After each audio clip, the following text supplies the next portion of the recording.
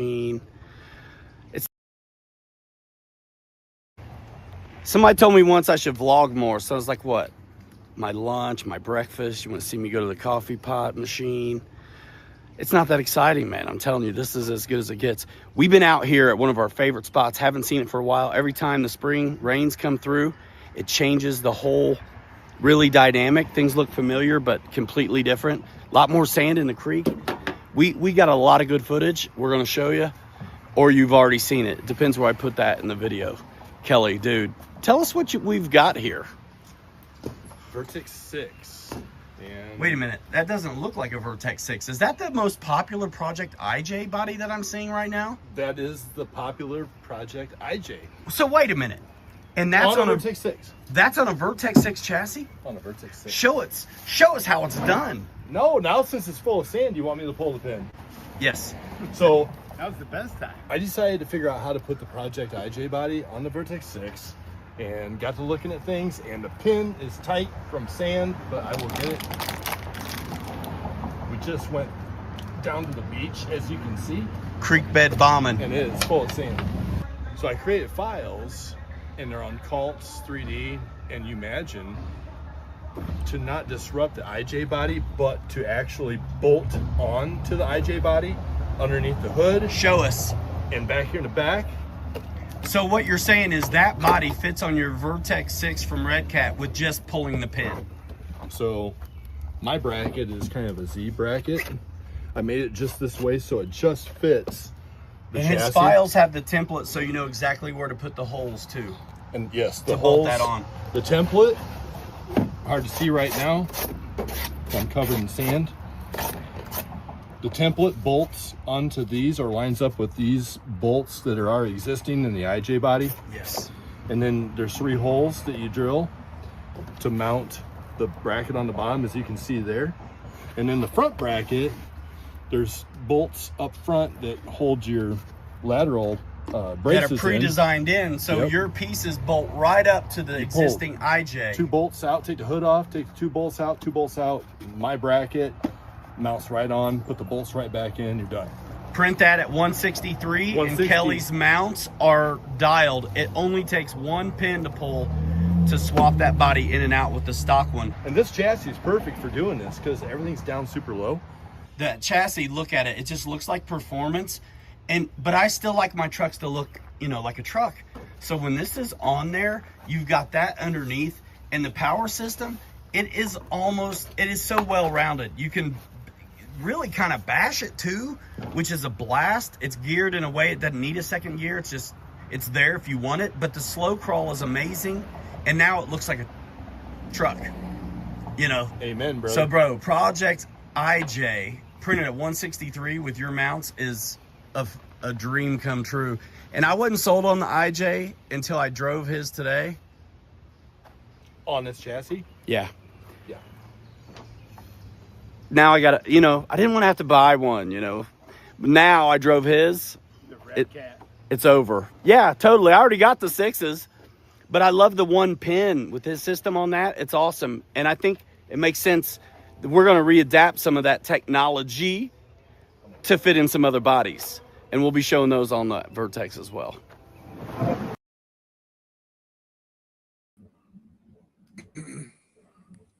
This is only a test.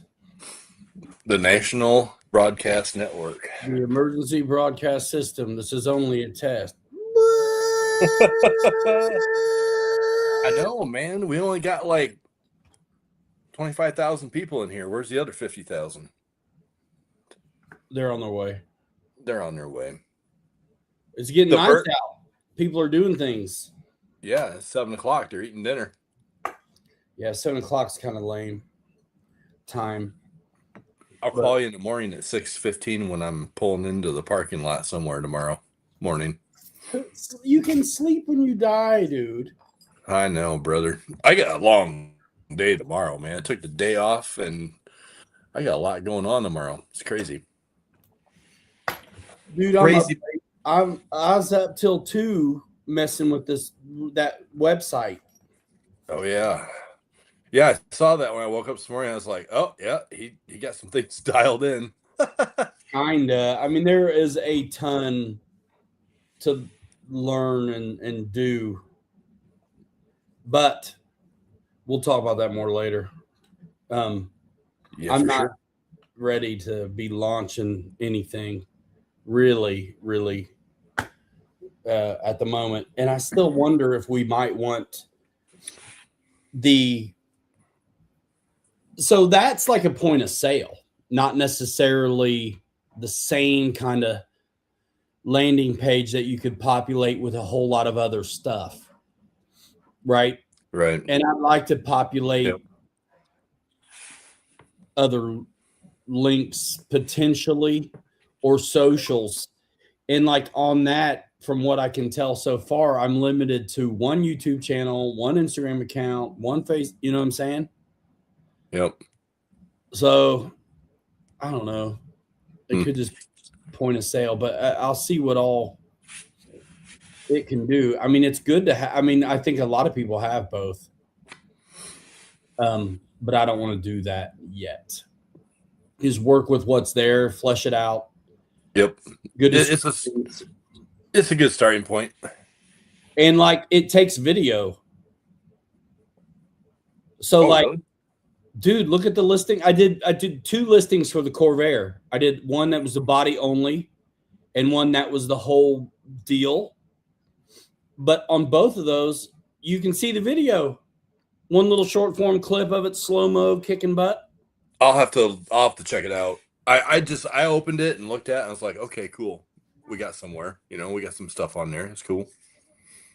Well, I'll have to go look at it. it's But you it's a ton of work, and so now instead of learning CAD, I'm gonna learn that. That's fine. What I need to do It's not is fine.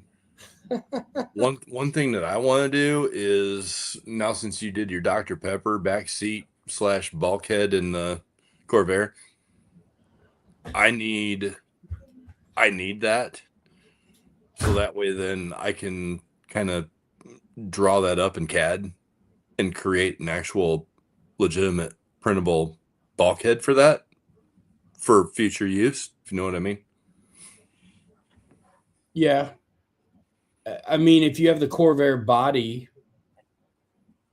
you could do it, right? Yeah, I could do it that way. It'd be easier just to use what you already made But as a it as doesn't a fit template. that good. It's just All right, well then that's fine. yeah. I mean, you would if you were making it, you'd want it to come to the walls all the way. Yeah, I haven't looked at it that close, so I didn't realize you didn't take it all the way over there. So Well, how could I? It's that's aluminum. that's easy. I mean, that's an easy fix. But to get the angles right and get to kind of just get it started, and I can work out the width of it easily. Honestly, if you had the body and the chassis scan, that's all you need. Right. I mean, you can have that piece of aluminum, but it's like, yeah, all it is doing is hiding the shock tower, you know, Yep. and then there's a little tiny divot, so the drive shaft's not a problem. Look what I got, bro. I use it all the time. Yeah, stuff's awesome. I got 2 of them actually. Yeah. So I definitely need it for that. Yeah, man, I would use some kind of tape on the backside when I was doing it also, and so it wouldn't just all fall through. I did. So, yep. Yeah, I've got the surgical tape and the glue on all the joints. It's stiff as can be, man. I mean, it's rugged, obviously, like all of ours are that way. But it gives you that back plate to be able to fill up from, like you said. Well, it's super nice. If you've got to fill gaps like that, it's nice that it's an adhesive that's sandable and not just a filler. Right. Look at that. Dirty Thirds, what up, Dad? It's gonna be a SCX6 Gladiator, and it's gonna come out pretty good. Yeah, that's killer. So for all of you in here, the cryptic speak at the beginning is we're in the middle of setting up a Shopify page for RC3D Fab Factory. And there's a couple listings on it right now, just kind of learning it as we go. So, we're basically creating a professional looking place to have a half-ass garage sale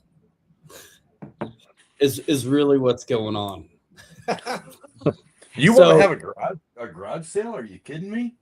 So like one-off projects and things like that, right? And until we kind of nail down a little bit more repeatable outcomes, that's kind of what it is. So the Corvair is listed on there twice, body only or on a chassis, and the files for the Vertex 6 conversion body mounts, it's on there.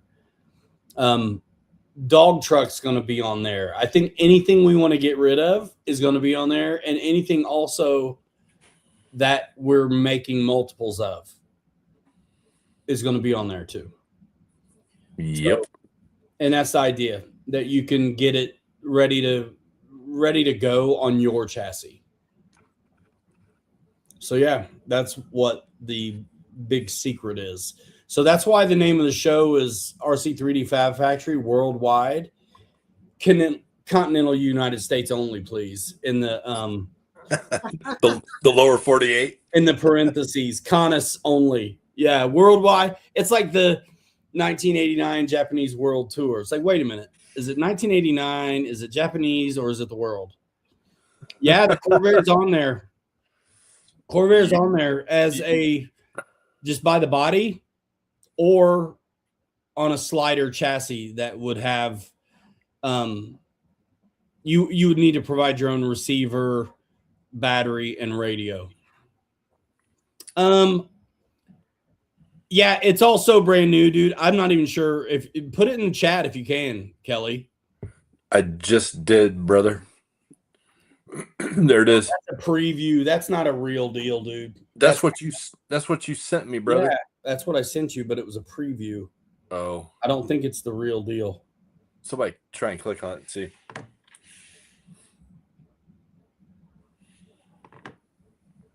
Let me try to find it as well. So when I get into it as an admin. It's not necessarily giving me the share option. You know what I'm saying? Yep.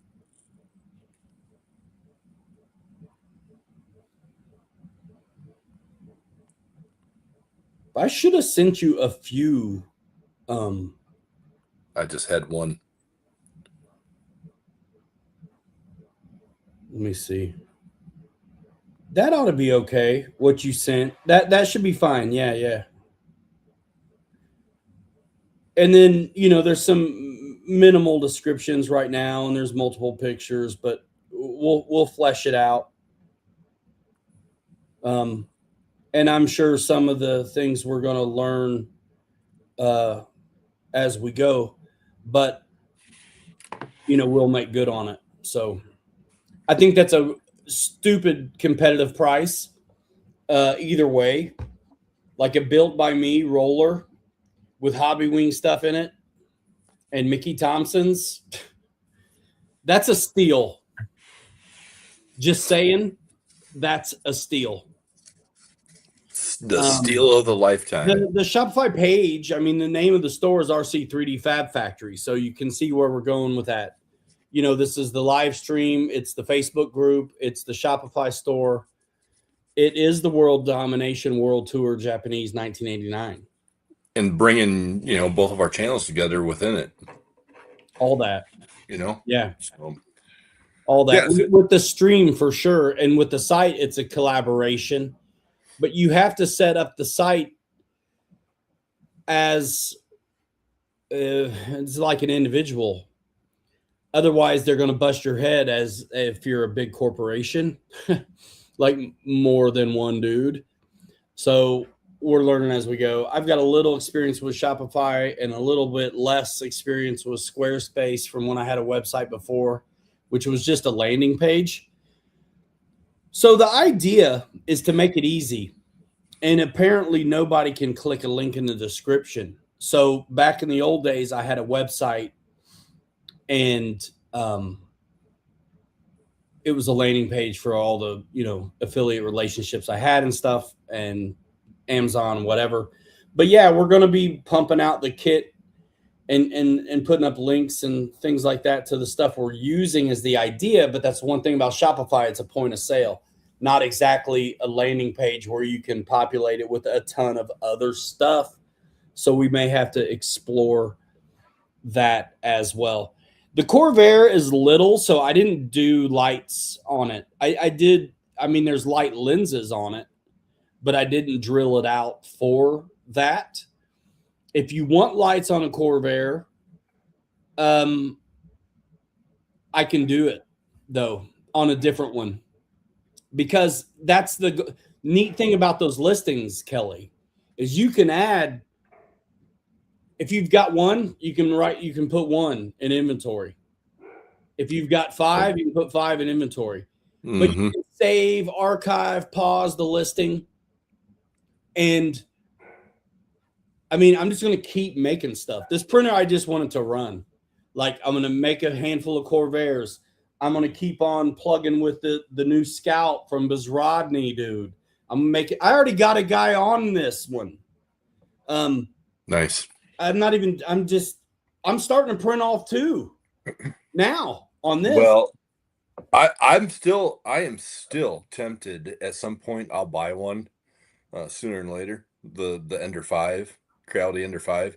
That's a 400 by 400 by 400 print space. Oh, that'd be so good. Because then it just eliminates all the extra seams and stuff on some of this stuff. And guys, Ryan's busy doing the 110 scale stuff over there.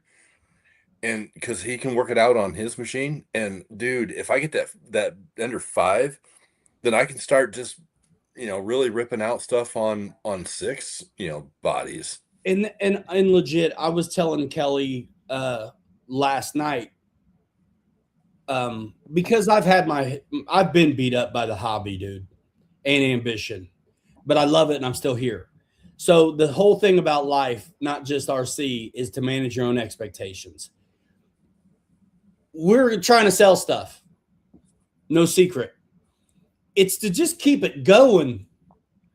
It's just to keep it going. It isn't to no one's getting rich like Club Med, like golf clubs. We're not flying these bodies to you on our project. I want to sell enough bodies to stay in the kits, to get another printer, to grab a Cricut machine. And we've been thinking about this stuff for a long time. And we've kind of just realized these are art projects, but they're durable and you can run them and you can fund them. And we're going to offer you what we make. We're just going to keep making stuff. And sometimes it's custom. Sometimes you get some input in it, maybe if you get to talk to us, colors, whatever, do you want rust or not? I'll do that art to one of these things. I mean, I'm making what I want to make. And if people buy it, cool. It's almost easier to do that than to try to work it out on the custom tip, because people don't always know what they want, but they do know what they like when they see it. So right. I'm going to keep making Corvairs right now. Sweet Caroline with a dope patina and the Dr. Pepper can aluminum hiding the shock towers is ready to rock. If you got a new 10.3, it'll go right on. If you got an old 10.3 and you're willing to buy the mount for the front, it'll go. Or you can buy it as a roller.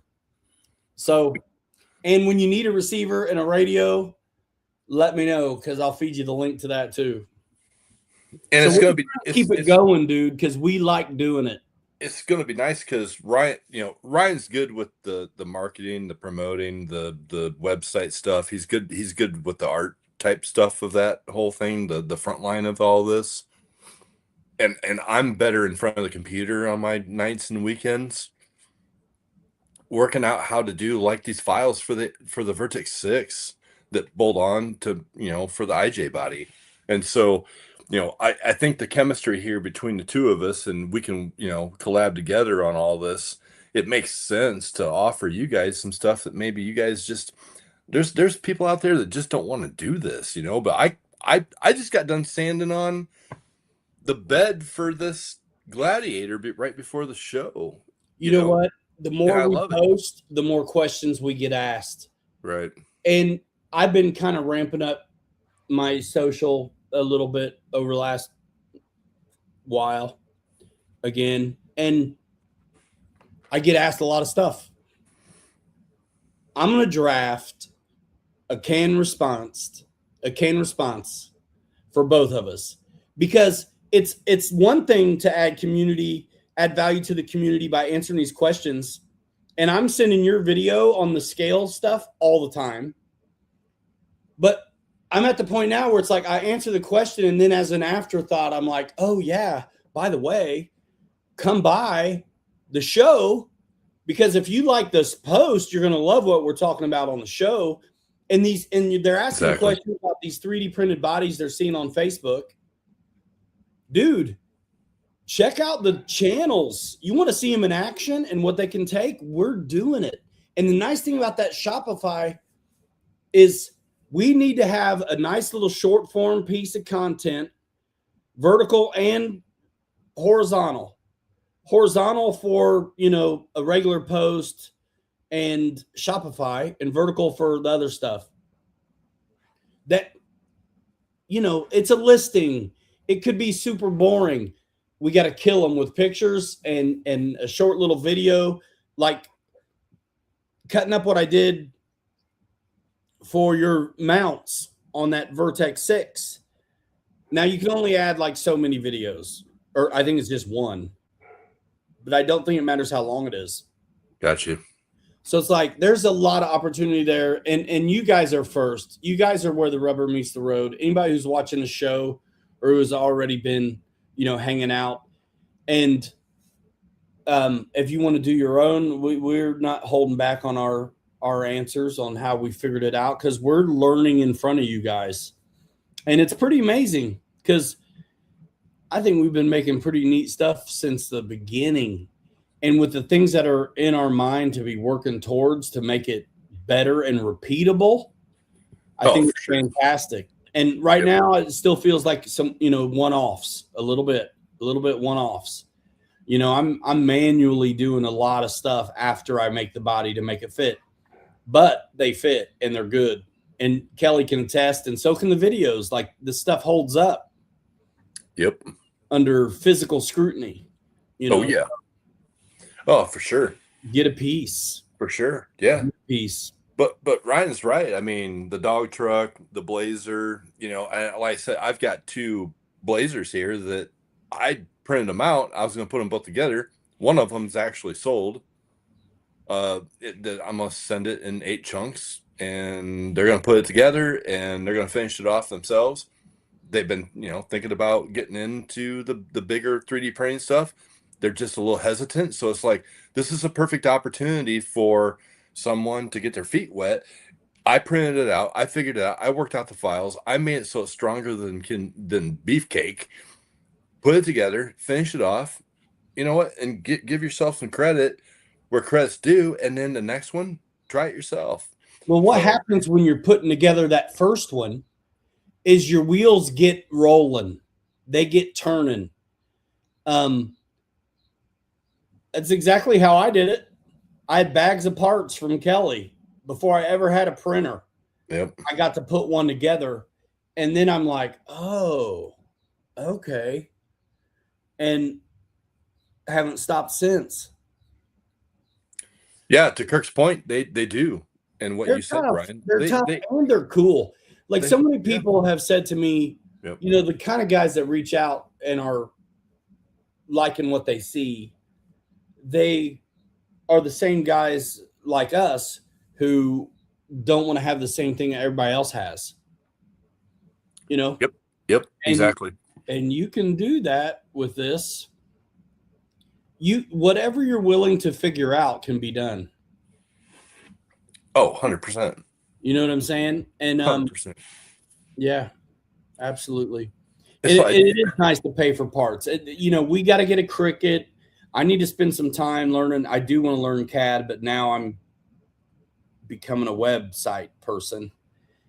But that's okay. well, but going. we'll get there. We've come a long way in a year and a half, so we'll get there. I am going to show this off though. So this was just a little earlier. So you guys that are interested in doing some of this artwork, that was a pretty heavy layer of Bondo paste, and I sanded that all off, and you can see the black marks. So I've got another layer of Bondo to do on this, let it dry, and then sand it off, and probably do a third layer in order to get those print lines like what Ryan's talking about to go away. So there's, to get these things right, there's another picture of the other side. There's a ton of work in these things that when you see the videos of us run some of these things, it's like, yeah, they look good, but man, did we put some effort into these things for sure. It was interesting at the Beat the Creek watching the guys, because you can see something and be like, all right. And then you really look and you're like, dang, I don't see how you put that together. That's the biggest compliment you could get. So that will fit perfectly on the SCX6. And it's the way that I scaled it. And it looks legit, man. It looks really good. If I would have went scale all the way around, how should I put it? It would be too narrow and it wouldn't be tall enough. So working out these files, man, you gotta wrap your head around it. And I had to print this thing 2 times to get it right, just because of the nature of the beast being a crew cab, so which I'd like. Yeah. I mean, we're playing with numbers on stuff that's not a crew cab. So I can imagine how much fiddling it takes when it is. Like, dude, that weird thing up there, I did some serious tweaking. Sometimes the numbers are just a little bit this way, a little bit that way. But man, to get that right on the wheelbase, by the time the body was ridiculous. I had to cheat a lot. Right. And since we've been doing that now, like, honestly, this new joint here fits really good on 10.3. That's awesome. But you had to do some tweaking to that too, right? No. I do scale first so I know what I'm up against. But the other day when we were out crawling, we were talking about that. And you said the 110 scale really isn't exactly 110 scale though. Well, yeah, but that's a whole different conversation. Well, but it's still wheelbase and it's still percentage. Yeah, but it's congruent. When you find the wheelbase, it's the same in all 3 axes. We're talking about when we change something within that. Once you find that number, that's its own conversation. How you get the number. Yeah. But that's why I'm asking, because I found my number at 132% on that Gladiator, and it's 150 wide and 145%, 150% wide, 145% tall to be able to make it work. So that's why I'm saying, like, when you print, like, if you grab the files to this that you're showing here on the Scout, and you take the 110 scale and open it up and throw it on your print bed, you're going to think that it's going to print out and fit on your 110 scale chassis, but it doesn't. No. And what's nice about Bizrodny's files is you get all these files that are so good and so complete, and you get a whole body. So a lot of times Kelly's got the pieces from a creator and he's got to put them together to make them a whole body, so he can cut them off at the arches in the middle to figure out what the wheelbase is. So with Bezrodny, it's already the whole deal.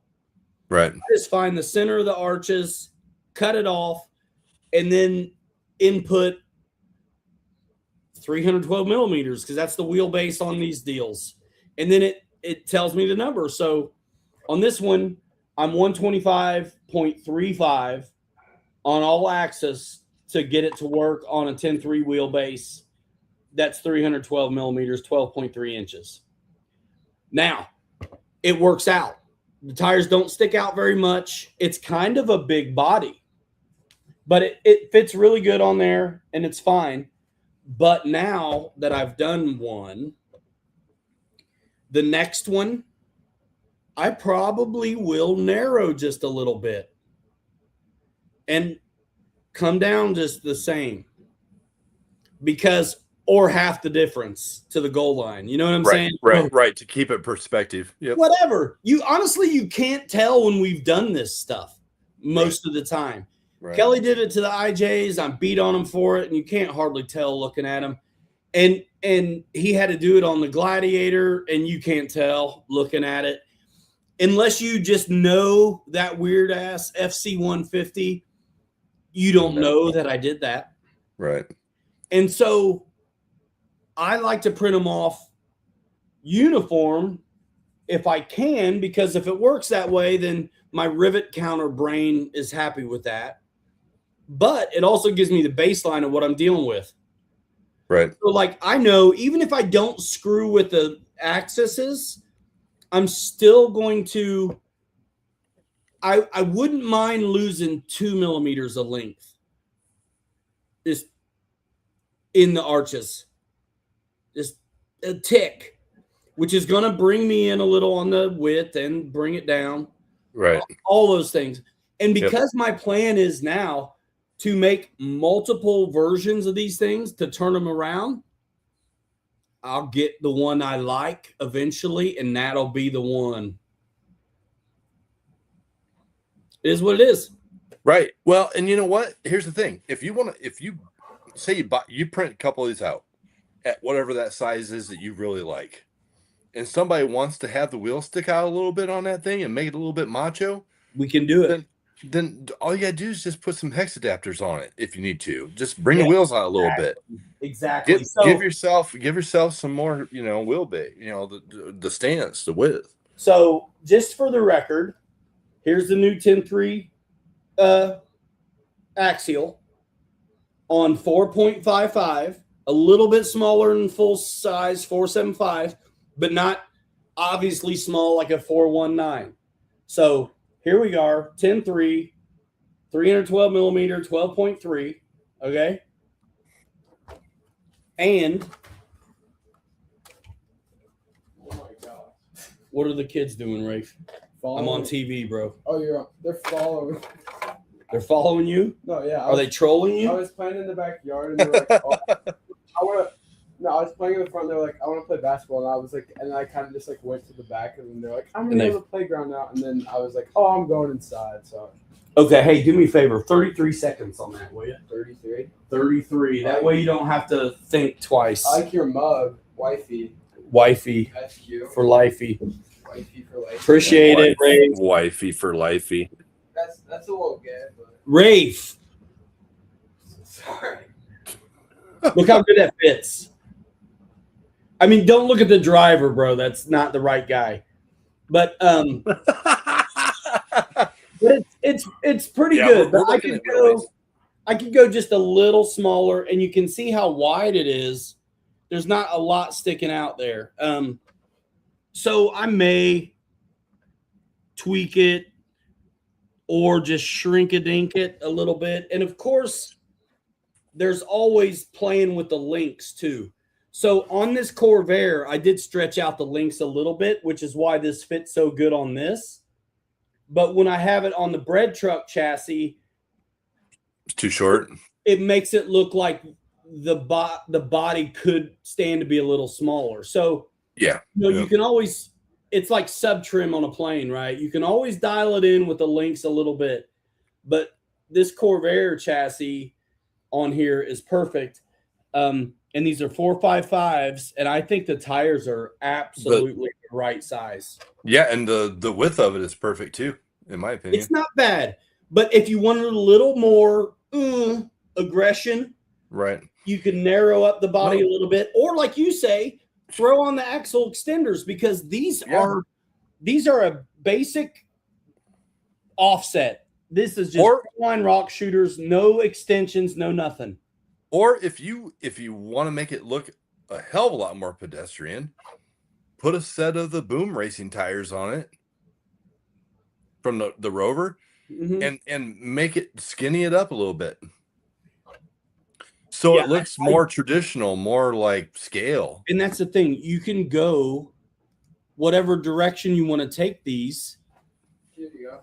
Thank you, man. Shut Actually, that door. put it in for 32 seconds, though. Chris, I'm enjoying the SBR a lot. It has not touched the ground yet. I've had it for I've had the SBR for like 2 weeks, week and a half, 2 weeks now, and all I've done is put battery juice to it just to just drive it around the kitchen to make sure it worked fine, and then I unplugged it, and it's been sitting here ever since. So I haven't even ran the SBR yet, but I was really kicking myself for not taking it when we were out Sunday down in that creek bed where all that sand's at, dude. That thing would rip down there. So speaking of that run last weekend, let me just set the stage, because this is always what it sounds like for me. So I was up late getting ready, as is always the case, drilling out hubs so the trail wheels can go on here, getting the cage and the driver dialed in on this, and seats are in, cages in, new tires drilled out for the weird Vanquish hexes. Up late, can't wait to run this finally.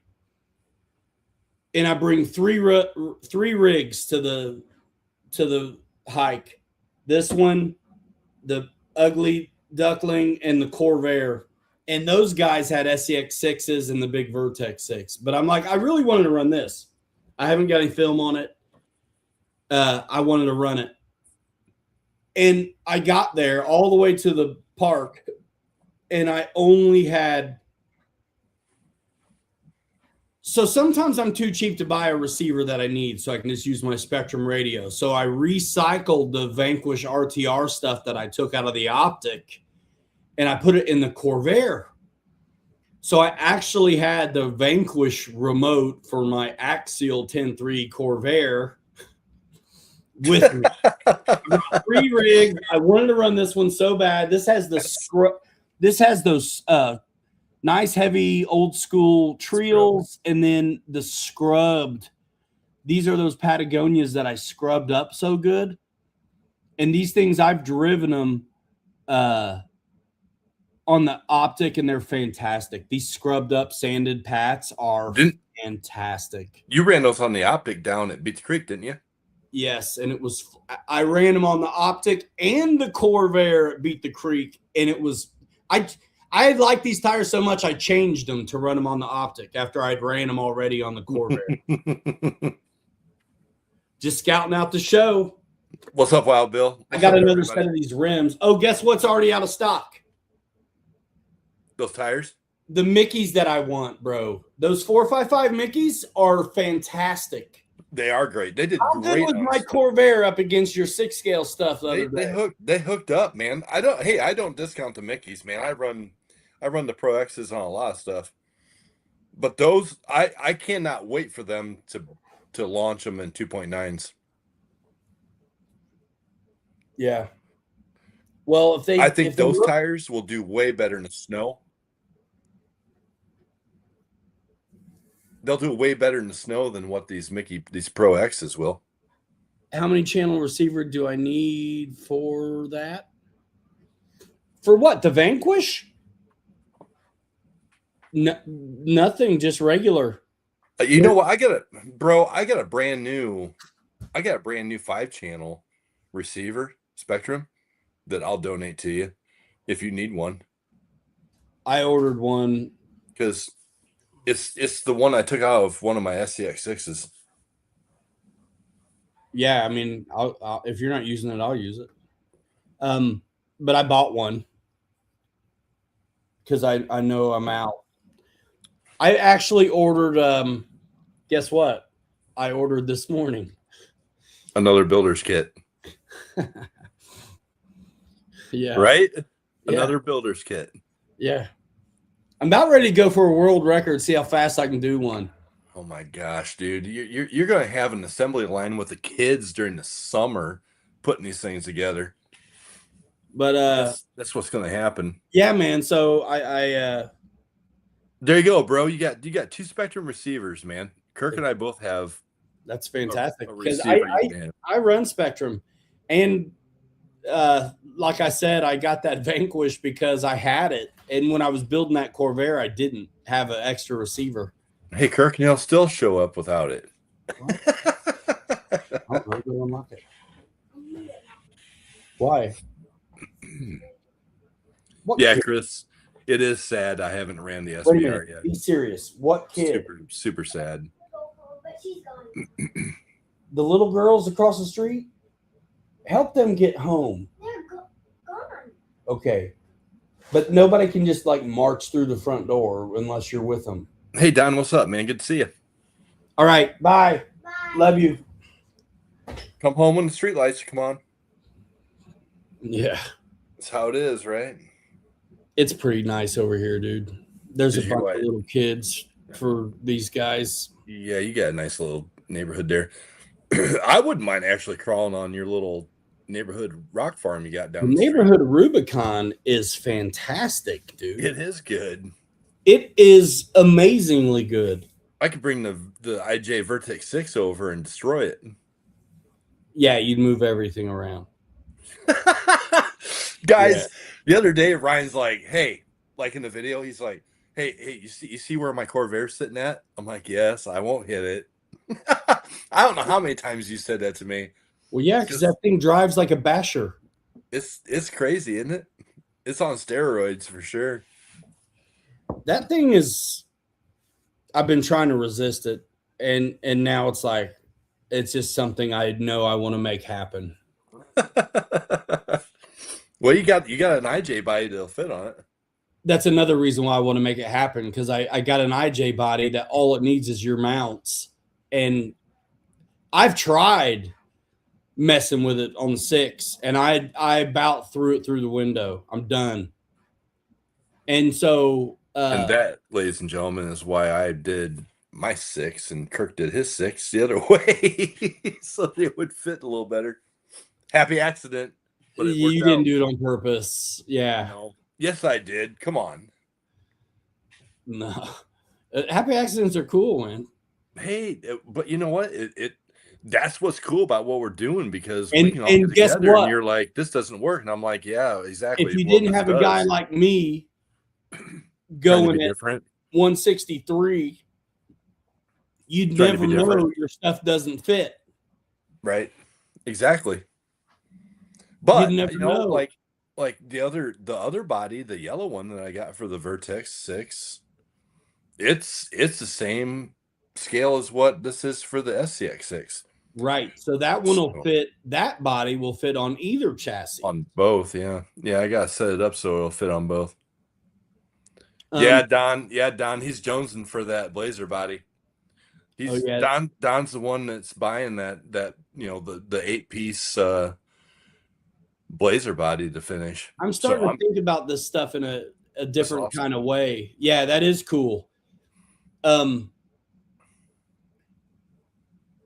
funny though. So there's a part of me, it's like, all right, bro, here's the pieces. Assemble it. Let me see your work when you're done, and I'll decide whether or not I want you to say that I helped you or not. Well, you know what? I'm sure he'll do fine with it, It's just the confidence builder, like what I did with you with that one that I gave you, because you didn't know anything about 3D printing, and you're like, dude, what is this? It's a box of parts. But at least this one's a few ways to go about it, right? Like But this one is that I am selling to him. It's a chunk, and it's going to be the strongest thing he'll have, and it'll have great glue joint opportunities. He won't have to Yes, backfill anything with absolutely. the glue and the surgical tape. It. I think it'll be fantastic for him. I was just thinking about it last night when I was talking to the guy about the Scout, man, because the post I did with the Bizrodny and this new Scout. First of all, I like Scouts enough that when Bizrodny released the files last week, I was like, I'm doing another one. I'm like, it's cool because you and I both know how crap the Scouts we actually did first are. Yep. This is a dream come true. Yeah. Compared to that, I can't wait for you to see what you're working with on this because they're so good, bro. I am probably going to. I need to buy the files and download them, and they're still only $11 right now. And I'm gonna do an STX6 with those. Oh, I probably will too. Actually, I want to get a few things done on 10 scale side to be sitting around being for sale to. Actually, Ryan, you know what I'm gonna do? I'm gonna do a Scout body and create files for it and mount it on the Vertex and do a pickup. I'm just gonna leave the roof off of it. Yeah, please do. That's what I'm gonna do. Oh, please do. But let me get this done. I need to get exactly. I need to get this done. That's where I'm at, man. That's where I'm at. I need to finish this Scout. That done. Yep. I got too many parts going on. Don was like, one question. What you got, buddy? Buy my RC 4-wheel drive land. RC 4-wheel drive's good stuff, man. So what I got to do is finish this little F-250, make another one. I'm going to make one, for a little bit bigger wheels. Right now it's got the pedestrian arches in it. I don't know what I want to do there. I'm still figuring it out. I think once it's all said and done, there will be options. But yeah, I got to finish that F-250. I got to finish the Scout.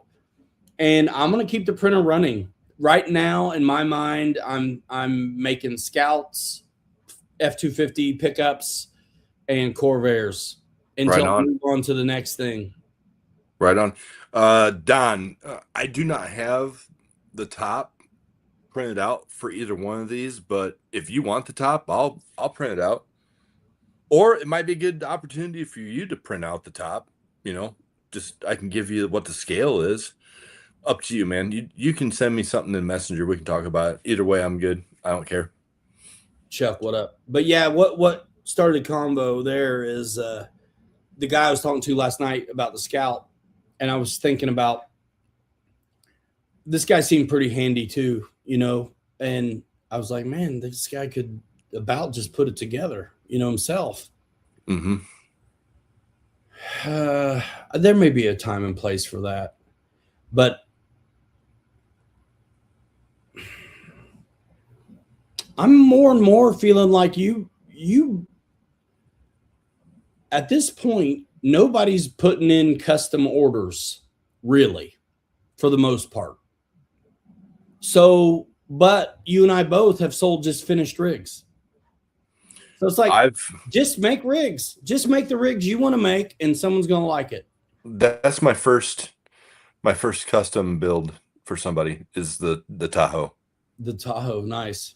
So that's the first one, and I'm at a stopping point until I get the tires and rims from Corey, and then I'll put those on because that's going to go on one of my chassis, and I'm just going to sell as a complete thing. Even so I'm waiting for him to give me. Right. But that's the first commission job there, basically. For you, for me, yeah. And I mean, I've sold a few, but they were already my rigs. I didn't make them for anybody, but the Red Door Ford sold, the Kick Butt 54 Chevy sold, little Scout truck kit bash collab sold, you know, and probably I'm missing some. My first commission job was the one for my dad, the leafer trimmers truck. Oh yeah, and you put a lot of time into that one too. Those trimmer trucks are they're cool. difficult. I think that there's somebody out there that has reached out to me recently that asked about maybe doing a bug truck. Oh, it's Keith. And I'm like, he wanted me to send him the files, you know. And I'm like, dude, I'll do it, but man, it is a ton of work to get that right. And honestly, I need to find a better VW bug body. Yes. To do the front end on. And I think it would really simplify that build a lot. But until then, yes, there's a lot there. Well, that's the thing. We can't sell files, but we can sell bodies. Right. We can't really legally sell files. So it's kind of like model up, you know what I mean? Figure it out. Come in the show and learn how to do it. You know what I mean? Watch a video on how to scale it. You only got to mess up a couple times before you learn how to do it. Oh yeah. And you can learn from our mistakes and avoid some of that.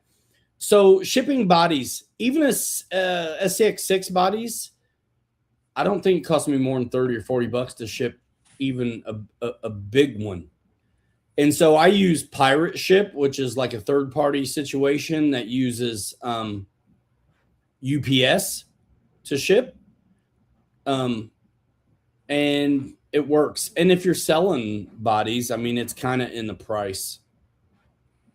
I actually don't quite know how the Shopify is going to work yet. I put in the box size, but there's some details to do. And honestly, if you're here,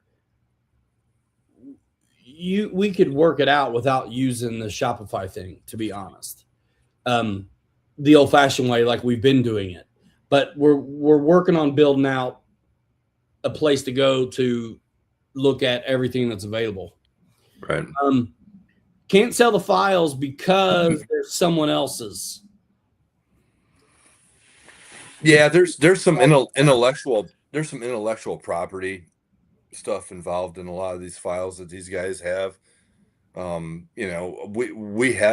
have talked to some of these creators personally, and some of them are like, hey, you know what?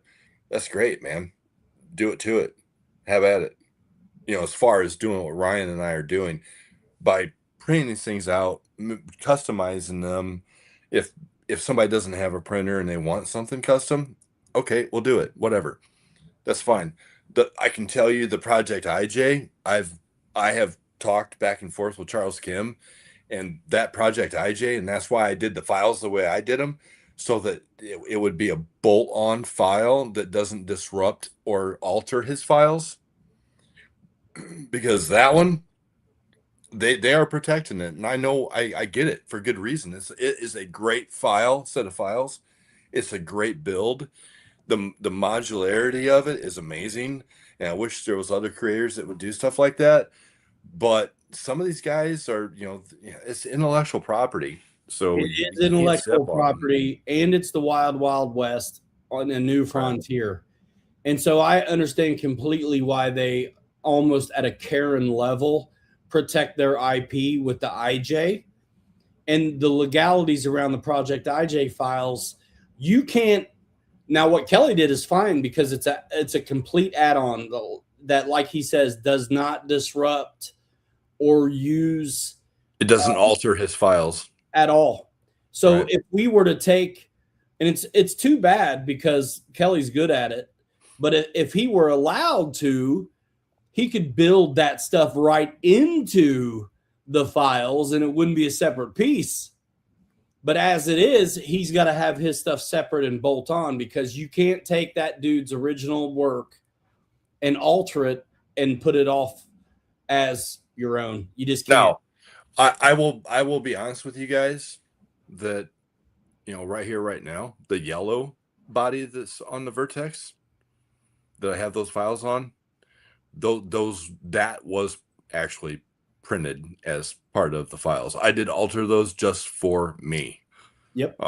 But the blue one was, my final step of, okay, let's create the template. Let's go ahead and get this thing so that way that bolt, bolts on. So Well, the back bracket that the pin goes through on the yellow one is part of the actual bucket of the truck. I printed it all together. and he did that, and you're excited about what that could mean for the community because you kind of want to be able to share that. And so the reason we know what we know is because after he had done that, we found out the legality around it. And it's like, here's this super cool thing that you can't share because you can't sell it because it's part of his files. Right. So Kelly had to separate it out and figure out how to do it. And we did. And so what he's doing is legit. And you can find those files. The links are in the description. You can find Kelly's files for the Vertex body mounts for the IJ on Umagine, on Colts, and RC3D Fab Factory Shopify. Now, like the Scout body that you got sitting in front of you there, that if I'll buy the files, but you know what?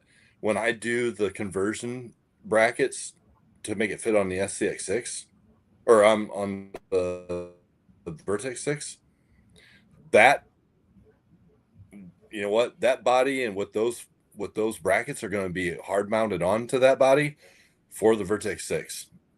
And it's because what I'm going to do. You're selling the body, not the files. Exactly.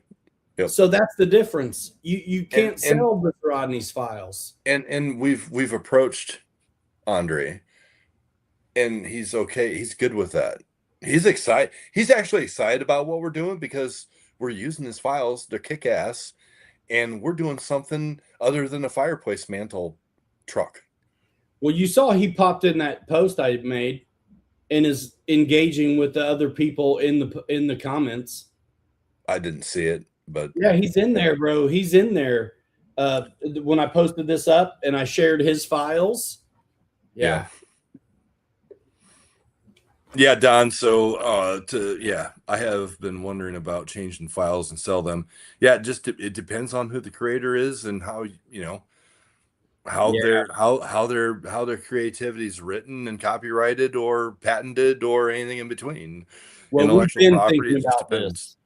We've been thinking about this for weeks and months, and after all that deliberation, the boil down is we just got to make them and sell them as artifacts. Yep, exactly. You can't really. Again, it goes right back to what I think it was Chris actually, Basinger.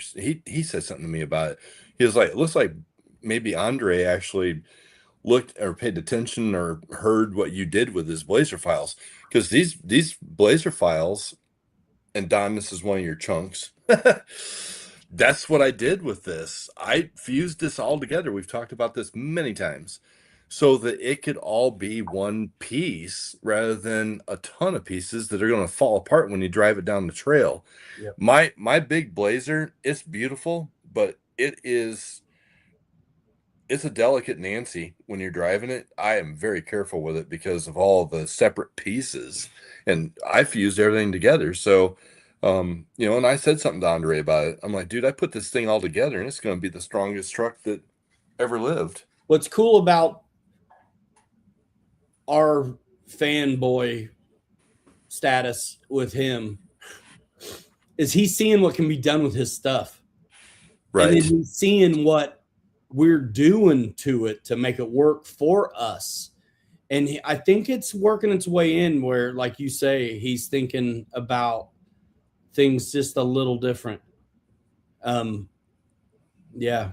Yeah, he told me now that we're doing this with his stuff, he'll start producing better files for us. Perfect. He needs to I swear he must be looking at a Tamiya 10 scale because his 10 scale stuff is never 10 scale, dude. Probably is. It never is. It's always 120 something, 130 something, 150 something. even if I do the 1/8 files, I still am like 115 or whatever. Now, the only one I've done that's been under 100 is the F250. It's at 96.11. Because you went my style. Let the big dogs hang out on the sides, the tires, and that was a ripper for you. That body was good. Well, that who knows what I ended up having, what that ended up being scale wise, but I'm talking about the little one. Oh, the little one. Okay. Yeah, Gotcha. it's 96.11. I think the big one was, it had to be one of those somewhere between 115 and 151. Dude, when you print that stuff out now, you need to tell me what the scale is, because I've got a running log in my other laptop that I use a lot for fusion and stuff. I've got a file that's full of all of the actual scales for all of these bodies that we do. Yeah, I'll do that. What's interesting about the slicer I use, it basically, whenever I do it, I am starting to take a picture of the measurements, because the scale defaults back to 100 all the time. Yes. So if I drag in the original file, right, and shrink it to 96.11, what I need to look at is the axis numbers, because if I come back to it later or whatever, there's an update in between or whatnot. Sure. And then I go back in, I've got to, double check. Yeah, you got to make sure that number's Because, right. Like I did the other day, I screwed up and made one too small because I did the 96.11 on it twice. Gotcha. Yeah, it happens. Happens to the best of us. I mean, that's what happened to me with with this Gladiator. I printed. I'm going to say a lot of stuff the last time. Yeah, we're old enough where we're going to repeat ourselves. Repeat. So Don, I see your comment about some swampers and wheels for the Blazer. The stock Jeep SCX6 tires is what I run with my Blazer, and they fit really well. Very scale looking. The BFGs or the Falcons? The BFGs. Yeah. If you're going to run, like the Mickey Thompsons on it or something more aggressive, you are going to have to do some probably sanding with a drum sander on a drill or something, and open up those wheel wells a little bit so they're not grinding on them. Or jack up the ride height, but you'll screw up your skids. You can do that too. That's why it's exciting to me, because I'm thinking, like, really by the end of all, I think I want to have an F250 that's dialed in pedestrian and another one that's cut up like my last one. Yep. But I want to do the cutting in the software this time. And that's the beauty of what we're doing at RC3D Fab Factory. We're just it's unlimited, guys. It's everything, man. We don't care. We can't keep up with ourselves. Right. Whatever you want, we'll do it. Yeah. It's kind of like, no, it's whatever we want to make, and you're going to like it. It's kind of like, right. It's kind of like this Tacoma. I actually, believe it or not, had to buy a set of Arlo tires and wheels, thanks to Ryan, so that I can put those on my SCX6 for when I get this done, to make it look legit scale wise, because I'm driving that thing into the Toyota dealership where I bought my real Tacoma. I'm driving that in and going, hey, I need to talk to the president of this company around here, because I want them to put me in contact with corporate. Every dealership in North America needs one of these. Proline still has some swampers, I think, for 6 scale. And stock rims. Yeah, I think so. But you know what? RC 4-wheel drive's got some killer options for their 40, their 40 series. They've got some killer rims and some really nice aggressive tires over there. 2.9.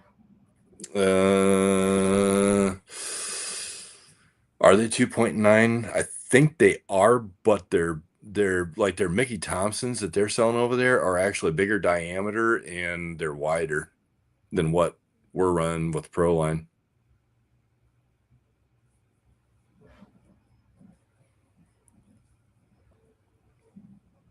Yep. So Don's got a set of Hyraxes for 2.9s. I had some of those. 2.9s for the 6. Hyraxes are great tires. My only problem with Hyrax is that They're not scale. I haven't seen any real ones. Right. And I'm nuts. But they're great tires. That. I've had some. They're really good. They are really good. And they look like they should be a real tire. Like, I'm honestly surprised that the full scale people haven't made Hyrax.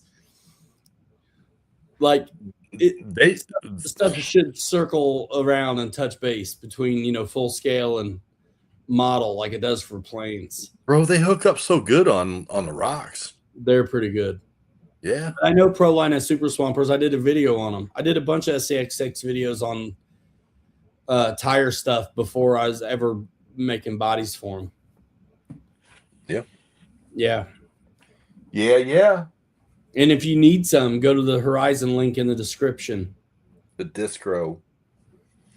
So like the back of this,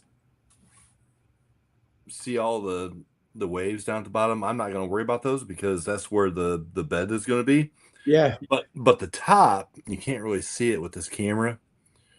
Where the windows are at, what I'm going to do is I got to fill that seam yet. But on that, I'm actually going to take a piece of the polycarbonate and I'm going to tint it because the whole thing back there is glass. You can see it's got a really nice recess there. And I'm just going to lightly tint that and just put it right in there. Is the window bigger than the hole? No. There's 3 windows. There's a slider window in the center on the real ones. Okay. And then the 2 outer windows.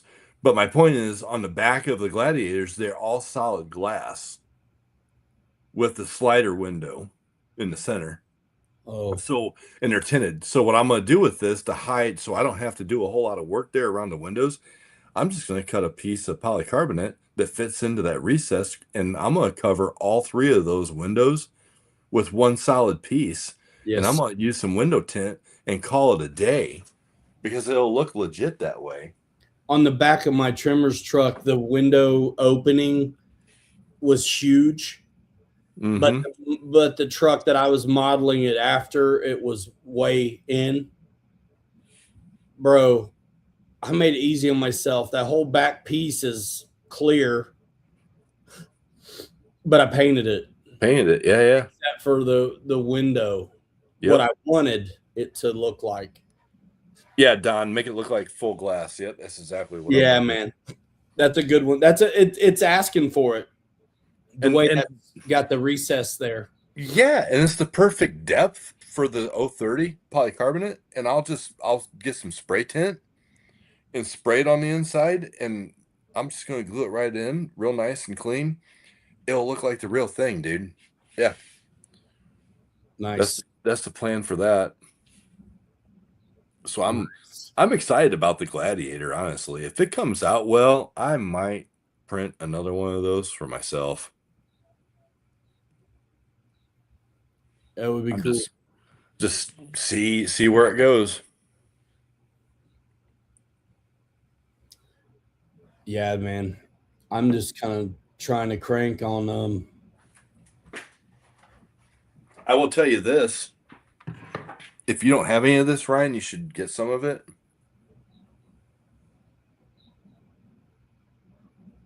It's a Duplicolor filler primer. Don, you probably want to order some of this on Amazon. That's where I get it. it works fantastic on these bodies. If I had to guess, outside of just a few seams on your blazer that you're going to do, you're going to need some Bondo paste just to fill those and sand those off a little bit. But you put this filler primer on there, put a couple coats on there and lightly sand it, put another coat on it, and then finish paint, you'll be good. It does a really nice job. Now, like I showed pictures earlier of the bed, you can still see the lines in it. And I did that like what we do that, Ryan. You know, we throw some paint on it or primer and see where we need to work at. And you can clearly see it. I knew it was going to happen. But I got to go back with the credit card or a room key like you do and put another layer of Bondo paste on that. And I'll probably have to do 3 layers of that, honestly. 3 different times to get rid of those. The lines on this, the way I printed it, they're pretty treacherous. And I could have sanded it first, but I chose not to. It's hard not to, but it's better if you do. Yep, it is.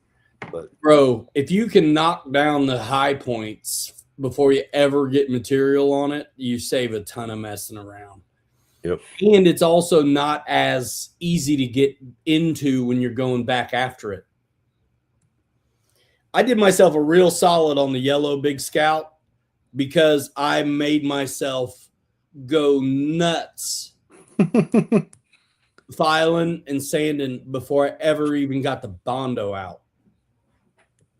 And then that once I got that over the hump that way, it finished pretty fast for me after that. Yeah. And you know, it's not too late for me to even go back and sand this down, you know, honestly. Well, I mean, just put more stuff on. Do that after you sand it. Because here's why I do the paint. So in between and whatever, what I would do there is knock it down, sand it, file it, hit it with a different color of paint. And then if you still see the lines, sand it again, maybe fill it, paint it again. But if after you knock it down and hit it with a different color, if you don't see anything, you're moving on. Right, exactly. If you are seeing something, every time you're testing to see if there is something there, you're actually filling it up too. Yep. Tear it up. What up? What's up, Corey? But that's again paint as a guide coat. Absolutely. Back to Don's parts that he's going to get. I mean, these things are the fidelity on this print on these 2 that I did is really, really, really good. There's not going to be a lot to do on this other than a couple coats of primer and lightly sand it. There's a little bit of, you know, weirdness going on there at the bottom of the rocker panel. But outside of that, that's not bad at all, though. These pieces are so nice, man. They are nice. It almost makes me want a blazer. Here, I mean, look at this, bro. Here's another one. And here's the thing I would say too is like these are really in pretty nice shape. But look how much surface you got with my hand, man. It's just like when I was working wood floors, man, and you'd be looking at a floor and you could easily be overwhelmed. And I'd be like, dude, where do you start? And it's like, start at the worst spot. Just start on the highlight. So with something like that, you start working the glue joints. And then while tool's in your hand, you'll see something and go work it. And I do like the building up the paint and seeing what I got to do. So did you see Don is actually he's restoring a 71 Chevelle? So dude, you know what? We'll be trying to get pointers from him. You know what I'm saying? He's gonna be like, let me show you guys how to paint this stuff. Bro, That's the tools that I see the full scale guys using, I figure out how to. I use the files the same way. Yep. Yeah, Straight. Corey.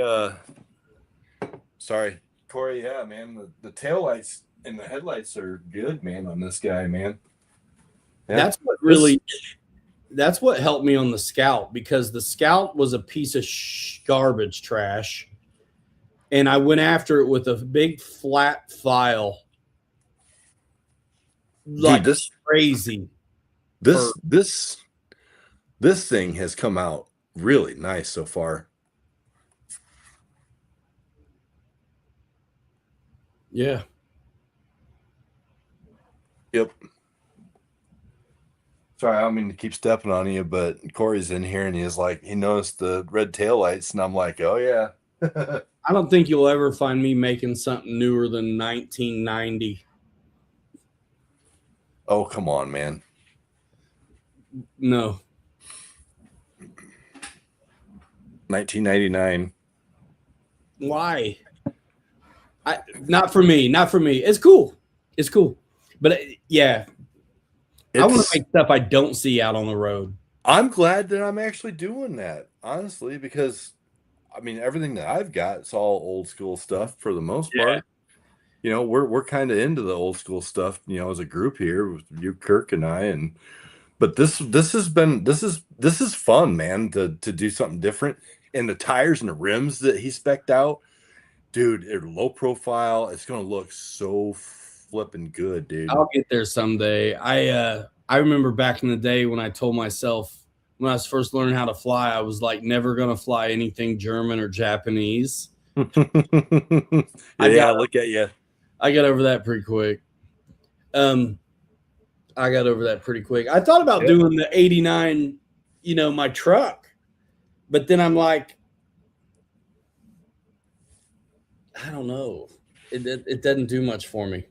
You know, I actually want to try the matte trick and heat up one of these bodies one of these days and get a rock and do some, like, you know, I need a front quarter panel that's smashed in, you know, and just tell everybody I hit Bambi out on the trail. You know what I'm saying? Oh yeah. Or I took out a squirrel or something and it trashed my front quarter panel. It'd be cool to be able to do something like that and just have a beater, you know, something that you just really don't care about because it already looks like crap. It's gonna happen. It's gonna happen. It's gonna happen. Ryan, how can you like all these old trucks with this patina and stuff that I do on them, and then there's not one dent in the tailgate at all? Like, come on. I need a dent in the tailgate or a quarter panel or something. So yeah. I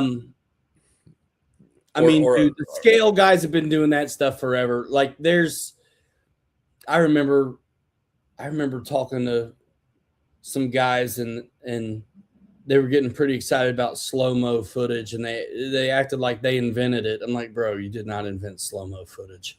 But just like dents. Yeah, no, I want to try that too. And that's probably what I would do is I want to get a heat gun. The thing about leaving them in the sun is that the whole thing will get soft. You want to kind of control where that heat's going so the whole thing doesn't collapse. Right. Yeah, you want to localize it. And speaking of, I've had tremendous success with PLA. It's easier to print. It's easier to work with. I don't think it warps on the print. You know, you got like, where do you want it to warp? You want it to warp on the print bed before you got to assemble the son of a gun? Or you want to like maybe have to be a little extra careful with it in the sun. I mean, I'm not making any black trucks, so I think I'll be all right. See that? Yes. That is nothing, but that's why I bought that plastic bonder JB Weld so I can get. You know how many weird crack spots like that I had on the big Travelall? Every joint was that. Oh, I know. I remember, bro. It was bad. It was super bad. every stinking joint was that. That is like 4 different kinds of material on that truck. I know. It's That's like why. it's That's why I said in my video, I was like, yeah, this one here was meant for the trash can, but Ryan pulled it out, dusted it off, and finished it, and looked great. it's not bad. Dude, I've got a heat gun. I forget what brand it is, but it works really good. Got some aluminum brazing rod that I've never messed with. Yeah, man, there it is. The little Black & Decker works great. Yeah.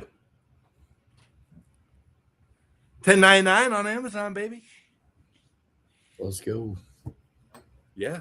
Used to see my Yoda that Crawler Cult did. Huh. Dude, send me some pictures of that, Don. I'd like to see that. Yeah. Dent time. That's right. The newest, Maybe I'll put a big dent in this in the new Gladiator for you know who. he'll do his own.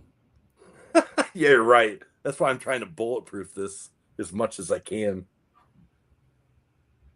The newest plane I got is the 10th anniversary Timber Evolution and the Twin Otter 1.4.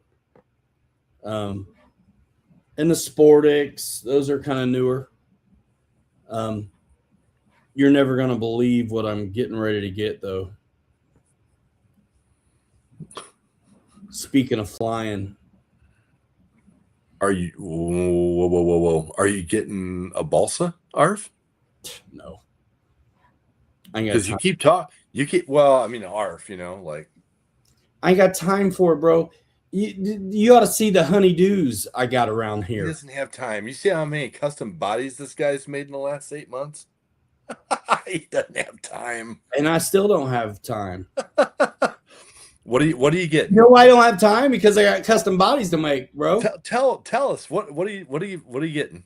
I don't have time because I got custom bodies to make. This is worldwide domination, continental United States only, please. Tell us.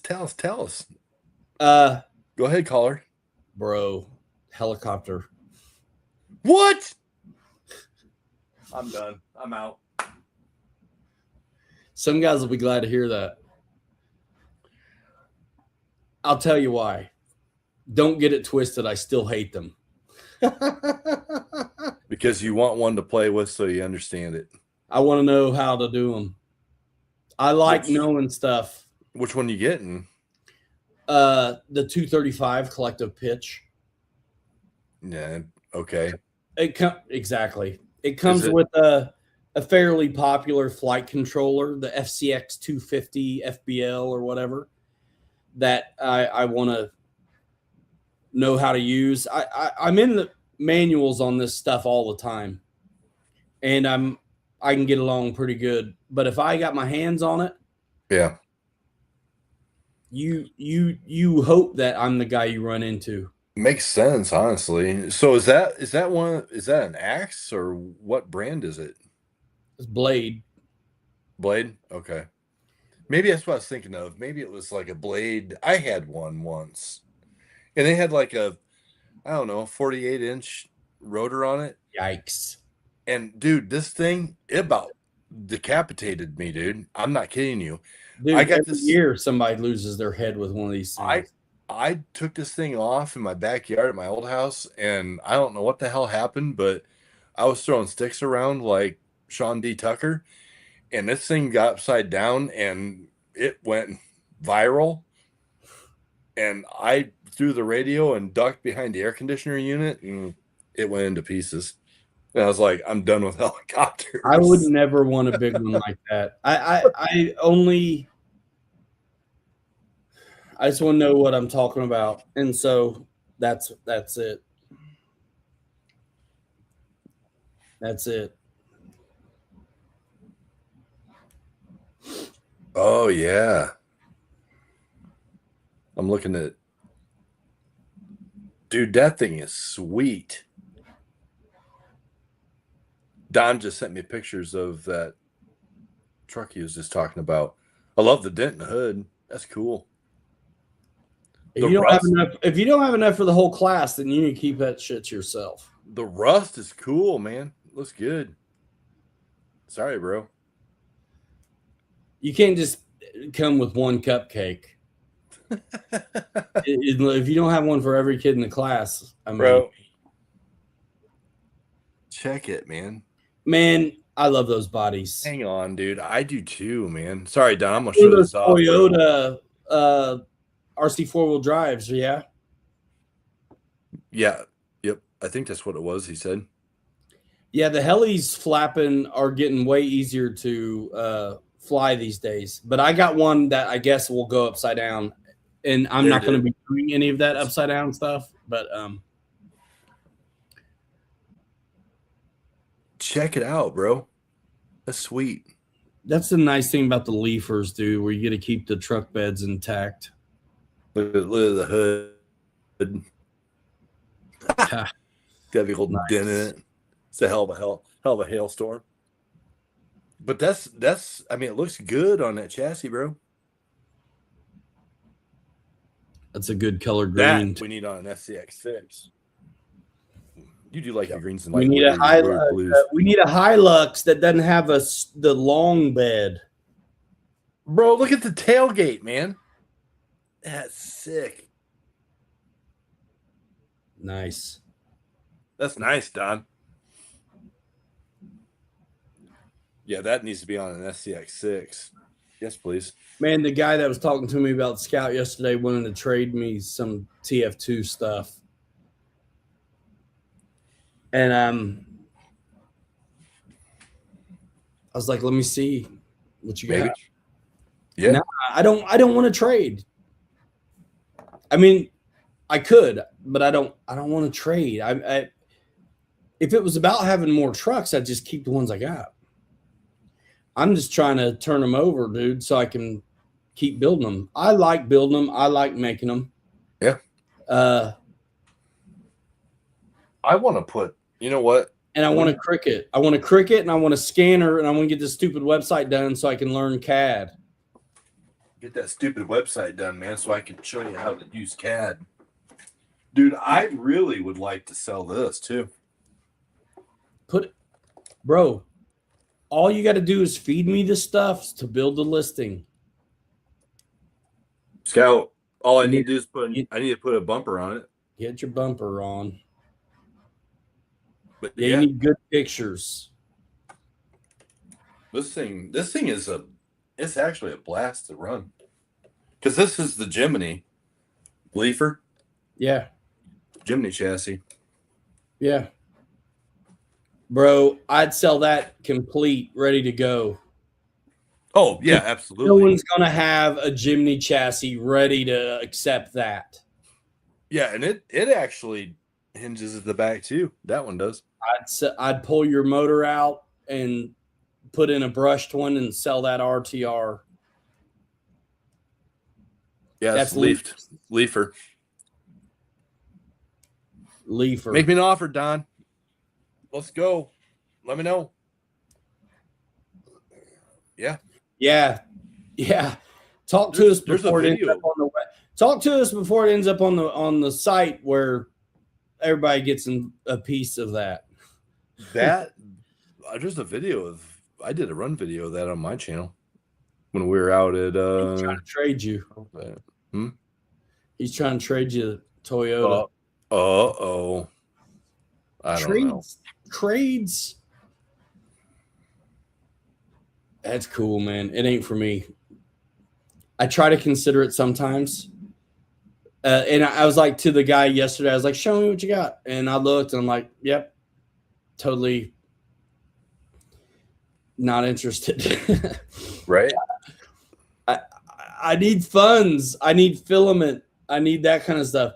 I did list the Corvair as a body only purchase or buy it on the chassis as like a roller. Post that Shopify again, Kelly. Can you? Yep. I can do.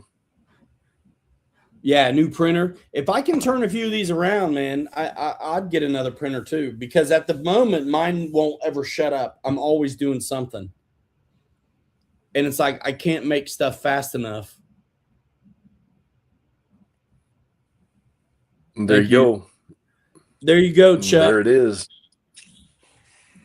Yeah, I wouldn't mind having the new Bamboo where you can do vinyl cutting on it, because then I wouldn't need a Cricut. And I actually know how to do the software.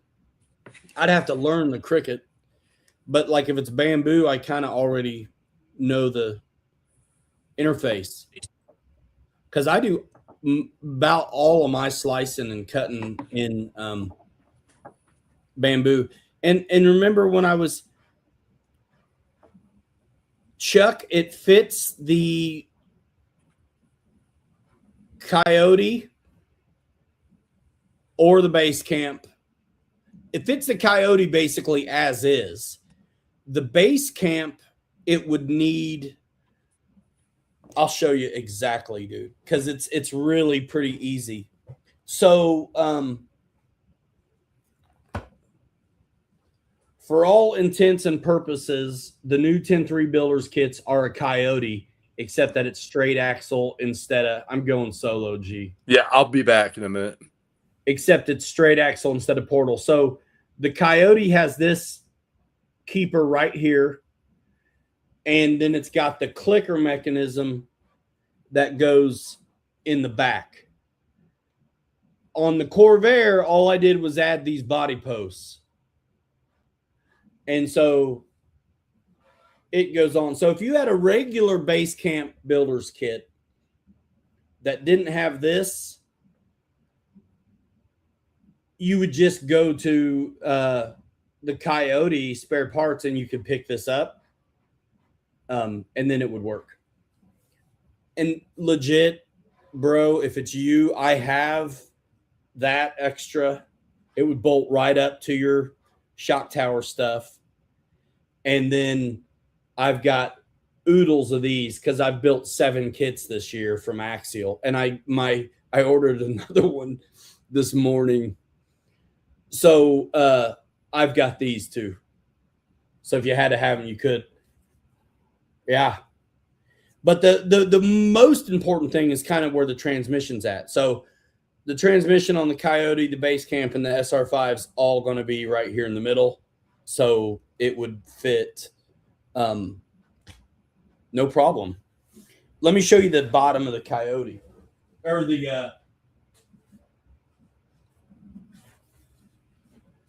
so the Coyote, you can buy these parts for the Coyote hood. It's a clamp down. So there's a hood on top, and then this screws into it and it sandwiches it. But I just already did it. So this is the Coyote body mount here. And then I didn't have room because of the back window to go for the clicker thing. So you got 2 body posts right there. The pins go through it.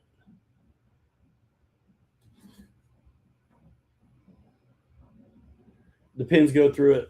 So yeah, this is the Corvair body. I'm offering it right now as body only or on a roller, where you have to provide your own receiver and radio, of course.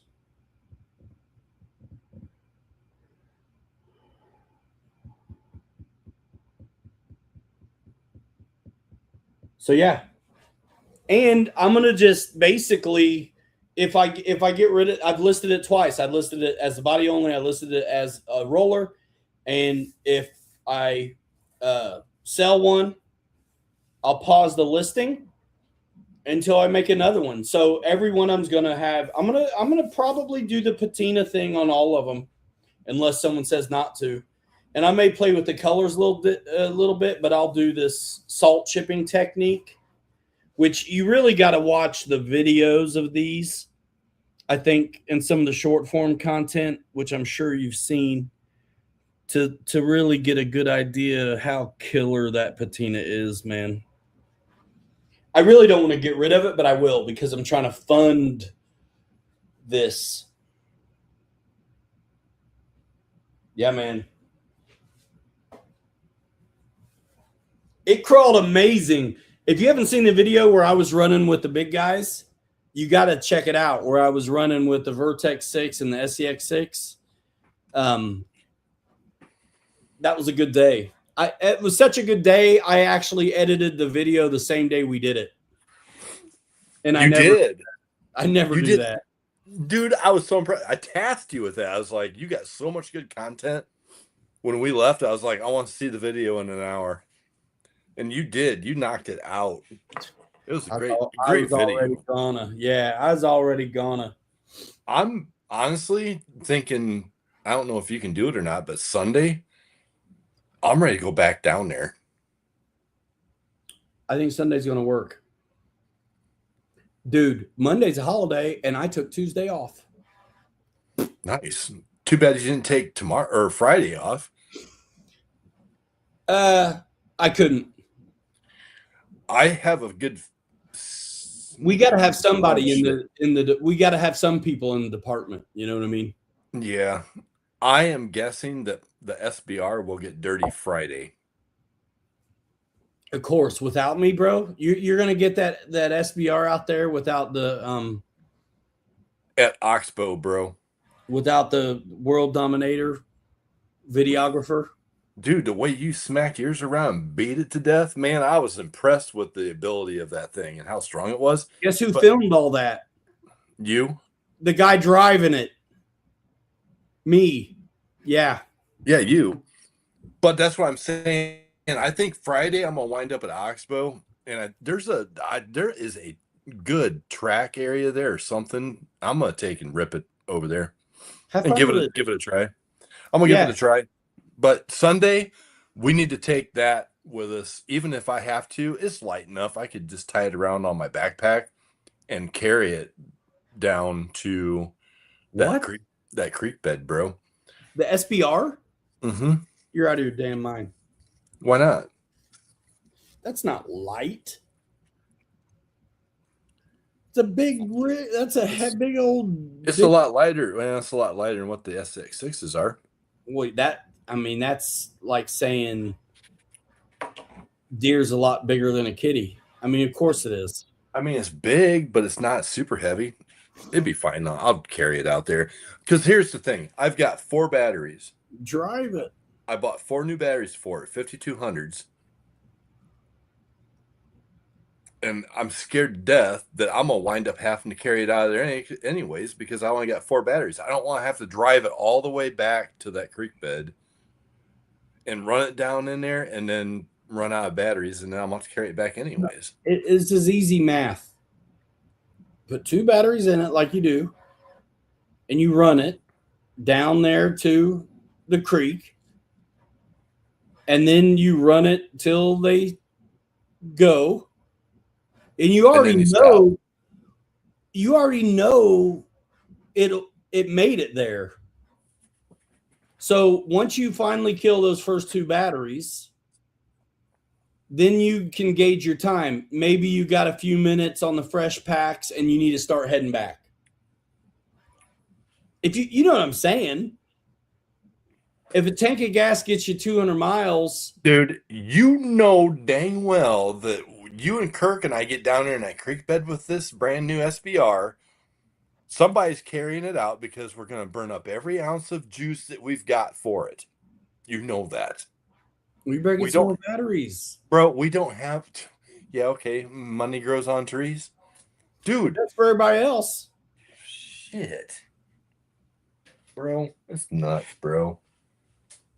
I'm telling you, you only need a few clips in there. Man, you know what?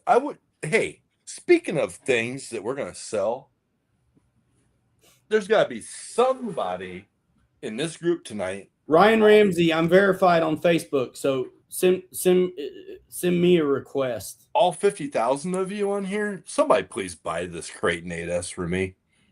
Please. Ship that big dog. I might have to meet somebody halfway. Bro, that thing ain't even scratched on the bottom. It's not, bro. Bruh. This thing is bad as. I got more stuff in here you want to shake a stick at. But what I was grabbing. Yeah, man, you need a big trailer for that thing. There you go. SCX6 trailer. There you go. Tow it out. When in doubt, tow it out. How does that SBR fit on that trailer? I don't know. Well, let's see. I'm scared to even try it. Quit jacking around. Jack lacking around. Bro, I got so much crap in this thing. It ain't gonna fit on here. Anybody want to build a snowmobile? No. There are some times where I fight the urge to. Me and Kelly not only collaborate, but we competerate all the time. Yeah, we do. And there are so many times that I have been able to resist things that I would apparently consider to be somewhat folly from the get. I'm gonna try to do this without knocking my computer off on the ground. Just so you know. Can you take off the walls? Yeah, but it should be Ryan Ramsey, Donald. Here, I'll show you what the avatar. Hey. Yeah, that works. I think I see it. Hold up. Yeah, you know Robert Gunning? Yeah. I've ran trucks with him before with Brazen Brett.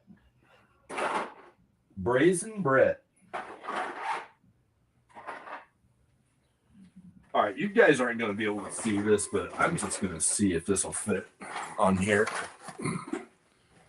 some way, somehow. You know what? I can make it work. Yeah. The wheelbase fits on top of the trailer, bro. Dude, I want to see. Bro, I don't have the room for you to see, bro. Take a picture with your phone then, and then bring it up basic bitch style. Jeez, man, you are needy tonight, brother. This ain't a podcast. We want to see stuff. I want to see stuff, man. All right, let me take. Here, let me do this. That's what I'm saying.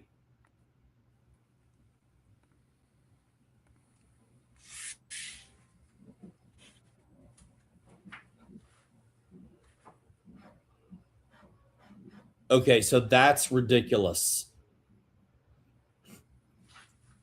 Is it a big deal to take the walls off? Yes. Okay, so that's the wrong trailer for the job. That's just way too high. You know what I mean? But it would get the job done. It just looked goofy as hell. It would get the job done, but it's gnarly.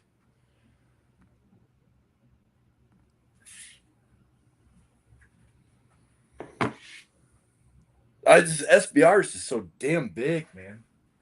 Why do I keep buying big crap? Come on, man. Look at this thing, guys. That's the one I had. Dude, I'm digging it, man. You want to see that one? Guys, go watch my video on that one from when they first came out. Love it. Absolutely love it. I got a guy asking me if I'm making this Scout for if I'm working on the Scout for the VS410. Yeah, we're going to do that. We're going to make. I said yes. And I go, which one do you have? You got the one with the derp system or the OG VS410? Here's the thing. We're going to make files for that to fit onto the VS410. That's part of the whole goal. Right? Yeah, mounts.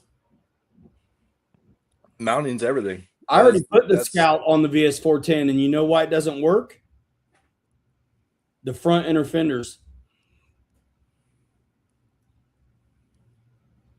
It's always something. If it's not the tranny, it's going to be the fenders. Bro, those look good. Tear It Up wants to see your 8S Creighton you're getting rid of. Oh, Corey. We can do a 2-for-1, bro. Dude, I wouldn't get rid of that Toyota or that Galan Land Rover at all. Those look good. That Toyota's awesome. The Galan looks good. I had one of those, but I had the truck version. Oh, did he send you pictures of it? Yeah. Nice. Mike Bird, what up? Corey, this is what you need, bro. One of a kind Creighton 8 with an infraction body, go figure, and then some big old tires. Not a scratch on it, dude. Not a scratch on it. Yeah, I had the little mint green Galant, and I changed the tires on it. That's about all I did. And then I ended up selling it. It was my first leafer. I wasn't really messing with them very much. Bro, at the time. There's the brand new body, dude. It doesn't have a scratch on it. The Creighton 8S body. Bro, It's never.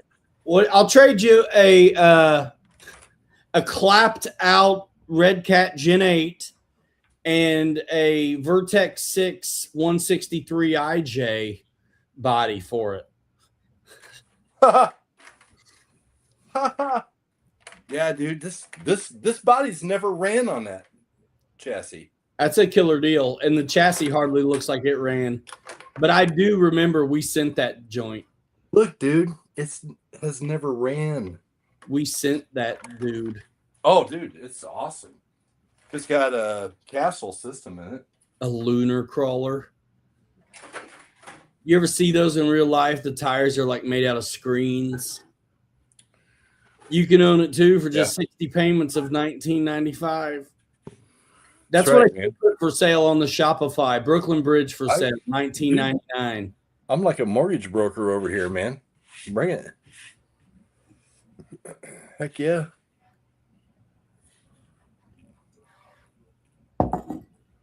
But yeah, I don't want to make money, folks. I just love to sell trucks. Yeah, Corey, we can talk about it, man. That's I would part with the K8 because it's Ty keeps on me about doing a video on it. He's like, I want to see a run video on that. You need to bring that down to the creek and let me run. What? You're gonna wish you had that K8 after you get used to that SBR. Nah, I'm telling you right now, the SBR is more my speed.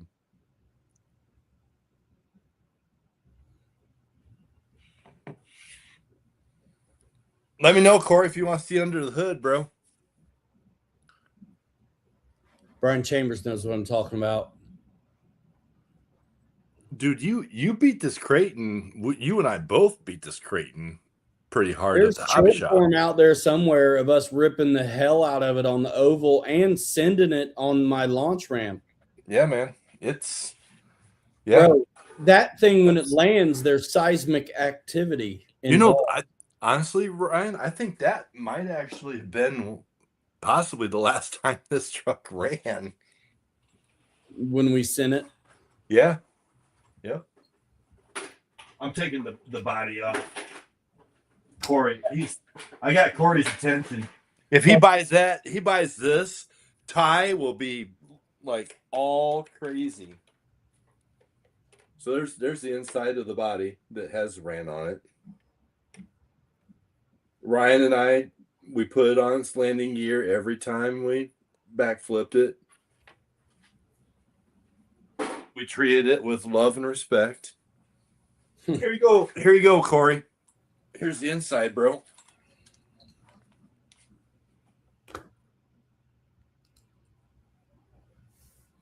Castle. Yep. Mamba X Castle 800 kV. That thing is like right out of the box. Yeah. It is. It literally is. Yep. It was a roller. Anyway, What receiver and transmitter you got? What's that? What radio gears in it? Something goofy.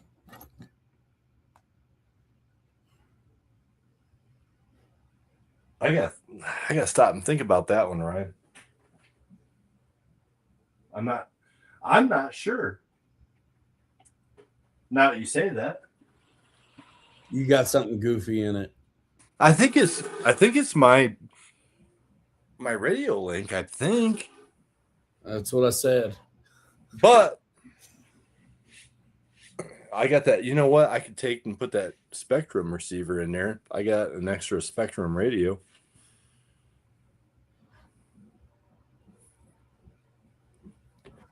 Or you know what, Corey, we'll work it out, man, through text, bro.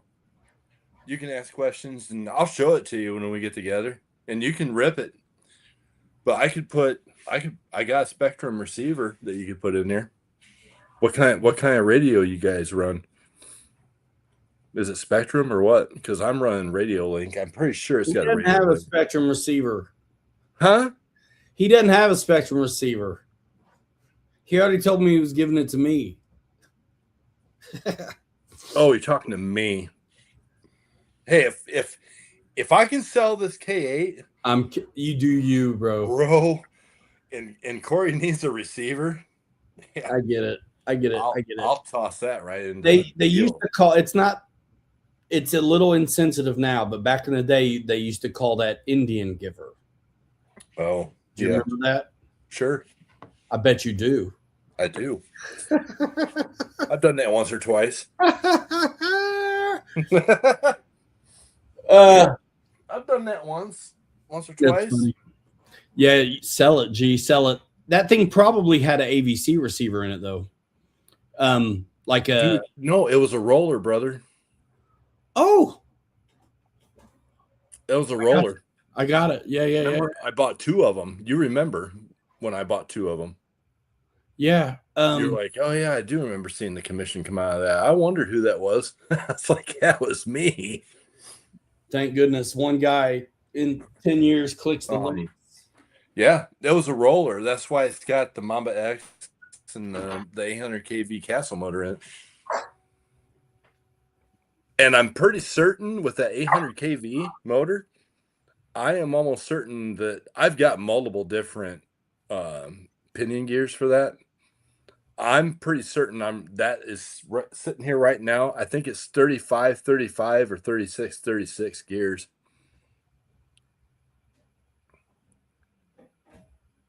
On the spur and pinion. They're the same. It's a wild cat. So this guy who's looking at the Scout, he's going to put it on a leafer. So I told him, I got a leafer Scout for him right now. No, he's got like legit leafer. What does that mean? That means it's not the FMS Jimny, bro. There's nothing wrong with the FMS Jimny. Some people are not going to work backwards. The dude's got a nice leafer with the Jimny, G. And that Scout body those files were hot garbage. But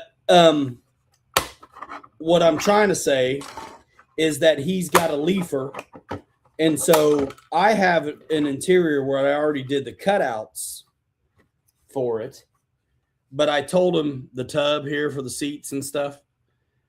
But I was like, dude, I'll send you the full one because you can probably use it. And so he'll get 2 floors. So like, check it out. Like that's the full meal deal. And this is the one that I printed for when I still thought this was going to be my truck. Oh, wow. Yeah, I cut all that crap out. Mm-hmm. And I figured out how to do the negative space stuff. Like, because I used to tell you, like, bro, sometimes it works for me and sometimes it doesn't. I don't know why. Hey, Dirty Thirds, you know what? Yeah, he can say that right now, but if you go back about 6 months, he'll say it in the live stream over and over that the Gemini chassis, the Gemini, is the best kept secret known to 1/10 scale guys. I'll still say that. It's not, you didn't get me. You didn't get me because I still think that's true. But this guy's got some real heady leafer chassis already that if I were to say Jimny from FMS to him, I'd get run out of town on a rail. I know what I'm dealing with. I know what I'm dealing with. So, yeah, you didn't get me because the same thing is true. If you don't mind a piece of garbage trash to work with as your baseline, then the FMS Jimny still is the best kept secret in somebody who wants a leafer without going bonkers on the money. Yeah, that or the FJ40. I mean, they're both the same. Except when you and the mash can come with regular coilovers, right? Yeah. But if you put the leaf kit on it, then exactly. And I've done it. My Mashigan, my FJ40, and I did 4 or 5 Jimneys. Yeah, I mean, look how many trailers and crap you've hauled one of my trucks out of the woods with your FJ40 in your trailer. Yeah. But I know we got derailed because I was mentioning this guy's got a leafer, and so I made a second interior for him because he's going to actually be able to maintain some of that floor where I'm making this thing for a 10.3. I just got snot out of it. Right. Yeah. Yep. And man, dude, my red Travelall Jimny ran at Beat the Creek with all the TF2s, and it squeaked and moaned and creaked like a real one, bro. It was noisy. Need to oil it up. It's all right, man. There ain't nothing wrong with a couple of crazy guys coming out of Indiana with squeaky, Is it true that Jimny stuff will work on the Mashigan? It's the same leaves. Like the Jimny, the difference between the Jimny comes with the leaves on it already and they're understrung. Right. When you do the conversion to an FJ40 or a Mashigan, they're going to be on top, so you get the ride height. But that's what we do with the Jimneys. We would take those Jimny chassis and flip them and whatever. Right. And make them work for us. Yep.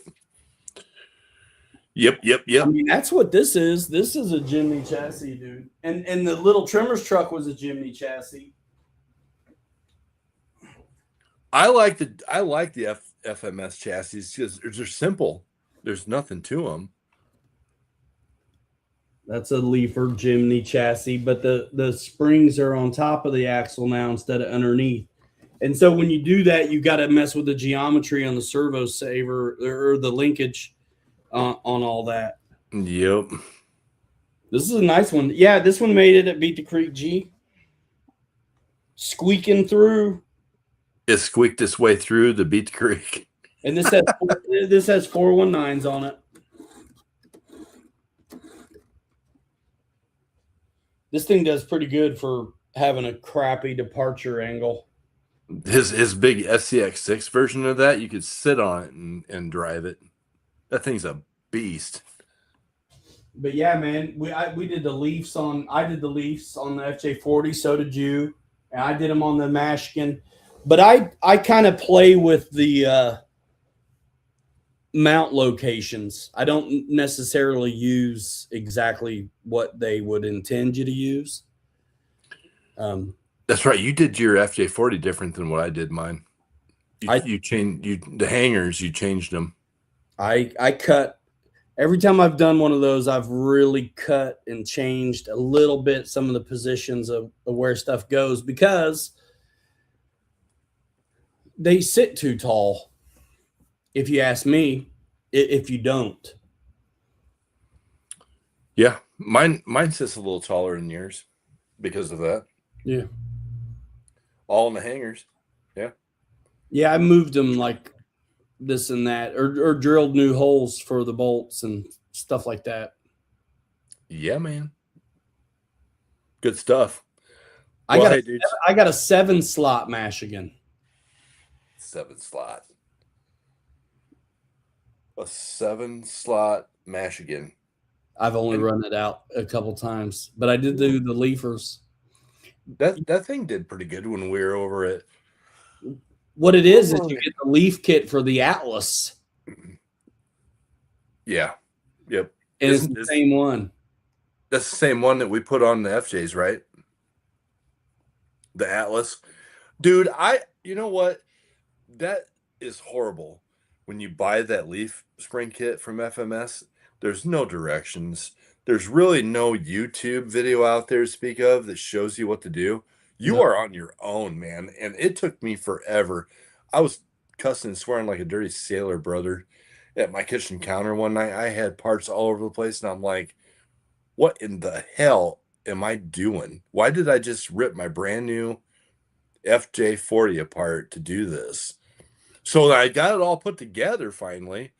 And then I realized that, the leaves are actually like directional, and you have to put them on a certain way. And I had my one axle was like, it wasn't square to the body.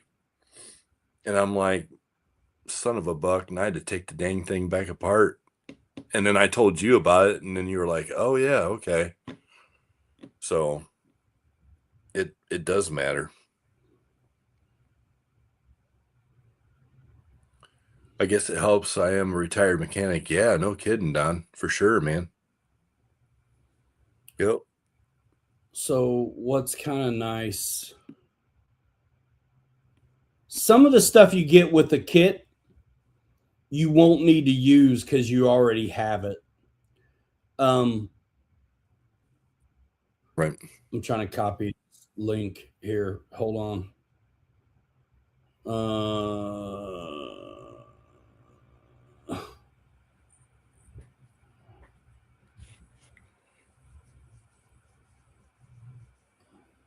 Dude, what happens when I about that one, right? Hold on, let's see what happens. I'm not sure. You're not sure? You say that. You got something goofy in it. I think you have to make me a moderator on your channel so I can post a link.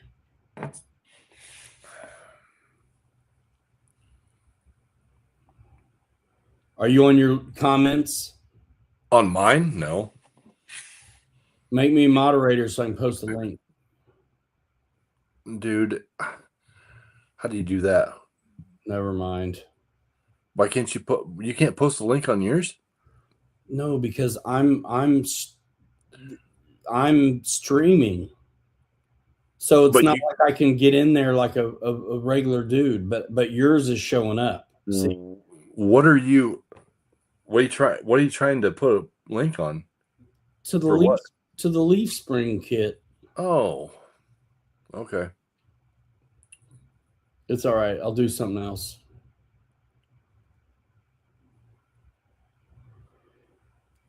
It's because we're from my channel, so I don't like see it that way.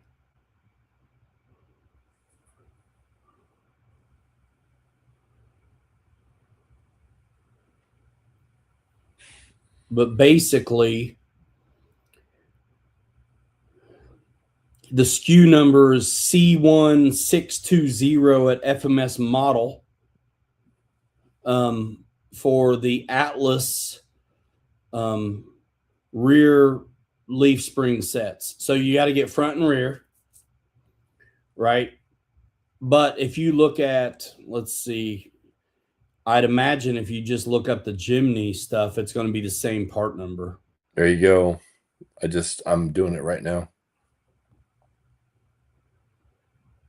That's the front. So do the rear too. Yep, that's what I'm doing.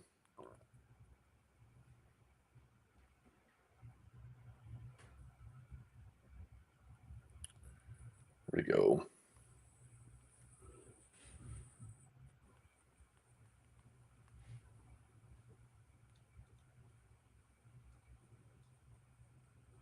And I'm not even sure they list the Jimny Leafs. Yeah, they sell the Leafs, but you get less stuff, and it's like the same money. So it's like you're better off getting the Atlas kits because you're going to get cross members and more stuff. So yeah, the first link is the fronts, and the second link is the rears. Hey man, you know those wheels that came off the Jimneys? I wonder how those would look underneath the Scout. Yeah, probably pretty good. Probably pretty decent. Yeah. The kit looks like it comes with a subframe. Yeah, it comes with some of the cross member stuff. And some of it you're not going to need, but some of it you will. Like if you look at the front set of Leafs, does it have the different cross member that changes the servo configuration? See, what was that? I had what we did, I know exactly what we did is the servo tray that came with the kits. You want to use it, even though there's one already in the front of the Jimny one you want to take out if you're going to use a different body and do what we did. Now, the FJ40 and the Mashkin are probably fine as is, but the Jimny chassis, that front cross member was baloney. So we would change them to those black ones that turn the servo a different way. Yeah, the servo in the FJ40 is 90 degrees it's parallel with the bumper, the front bumper. Right. And on the Jimny, it was long ways. 90 degrees the other way. Yep. Yep, you're right. Because it made sense to do it that way. Well, here's why. Because for these custom jobs we were doing where we had to trim and cut on the front of the chassis and this and that, if you had the servo turn, you had a lot more room to work with than if it was straight long ways. Yep. That's exactly what I got here. Same thing. Yep. Yeah. We had those down to a science because we did 10 of them. Yep. You, me, and Kirk. Yep. Yeah. This one's the exact same way as the FJ40. Yep. Yeah, it should work with a mash. Yeah, I was trying to remember which it was because the tan one that came in the Jimny was, it was long. Yeah, the servo wasn't. I mean, it was fine unless you had to trim on the front end. Exactly.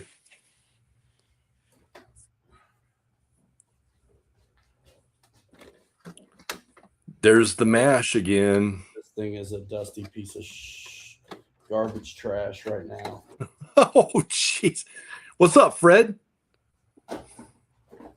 You just showed up in time for me to bolt. I'm about ready to blast off out of here. I have an early morning. Yeah, the Michigan has the already correct servo mount tray. So you won't have to change it. So it's parallel to the bumper? Yes. Perfect. So it's the same as the FJ. Yes, and the Jimneys after we did the mods to switch it. Right. Yep. It's on Leafs. I did it on a live stream once. That's crazy. Yeah, that was stupid. That's crazy to even. I legit did that for Fred, dude. And I think it was such a big deal to do it that he decided he didn't want to. You know what I'm saying? I think he decided he didn't want to because it was such a big stinking deal. So Kelly's trying to go. Lame. Whatever. I gotta be at the RV Hall of Fame at 6:15 in the morning, kids, for a RV breakfast conference. Why don't they just Zoom it? On my day off. Well, that sounds like poor planning.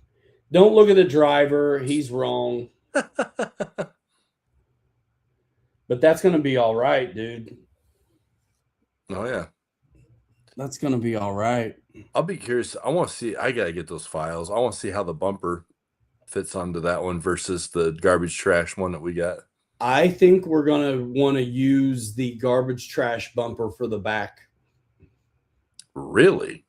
Yeah, because I did not that thing that we used on the other one is actually a neat piece. This is all it's going to be for the back. Which is gonna, it leaves it's not as cool as the bumper from the other one. And then that mod that we did to make it work really good. Yep. This is all that's gonna be. It's just there's nothing. It doesn't fill the gap like the other one. That's yeah. So yeah, I'm probably going to use the original bumper, dude. Yeah, I definitely like the bumper for the other one better. Yeah, it'll fill that gap and we can tighten it up, trim it up. Right. Because even that one needed adjusted because it hung down too much. Right. Yep. But yeah, I'm making these for 10.3s at the moment, working on making it for VS410. Gonna sell these dang bodies. He's making them for $29.99, $99.99. More than that.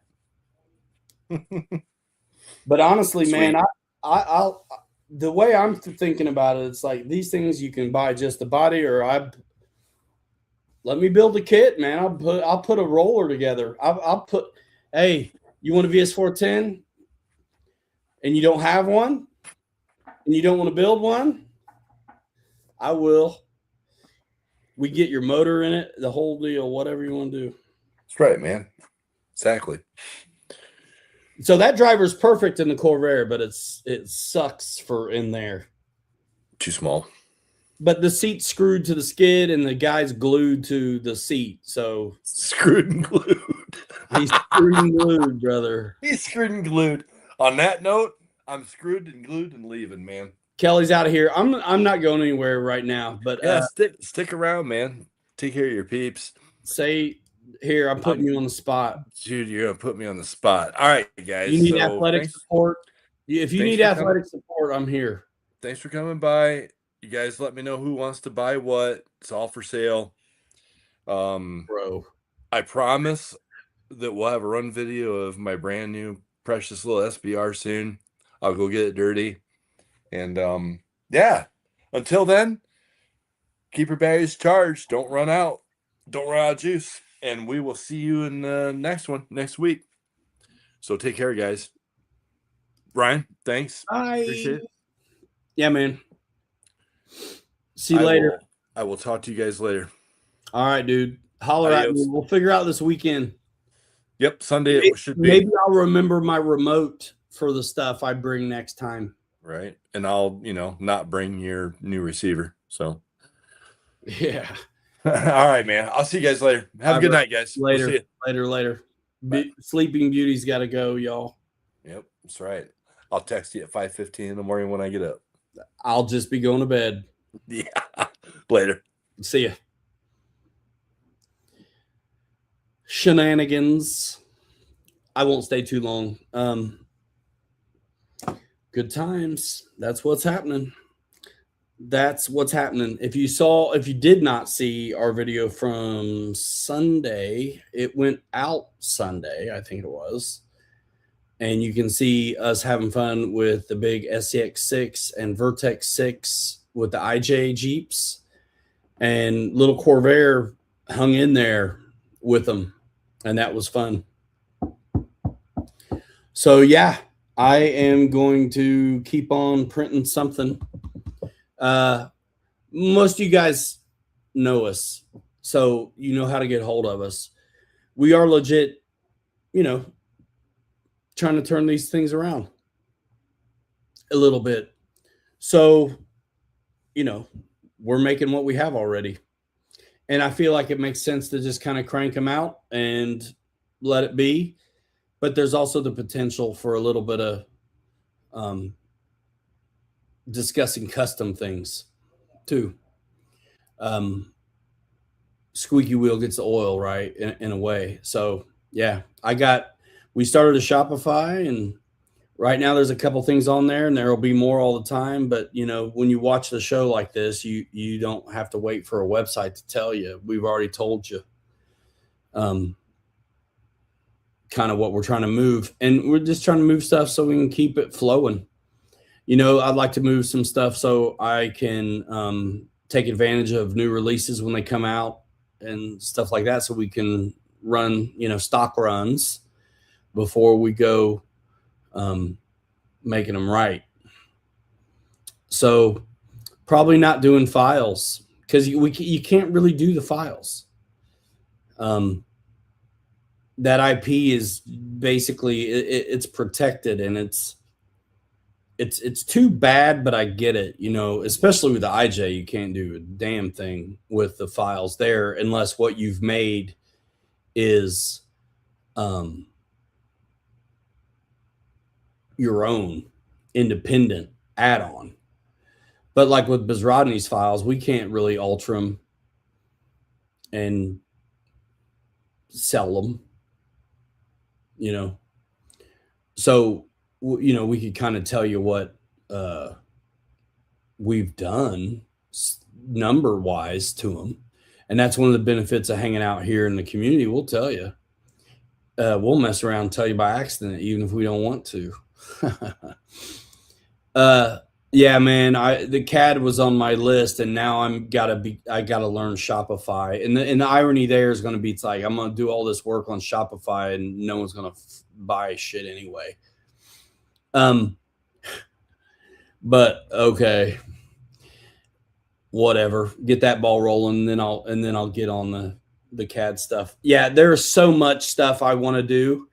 I'm able to work it out kind of primitively by hand and with Tinkercad, but like, dude, I just got to learn it. I know I've learned how to work a ton of different computer systems, man, for multiple different things.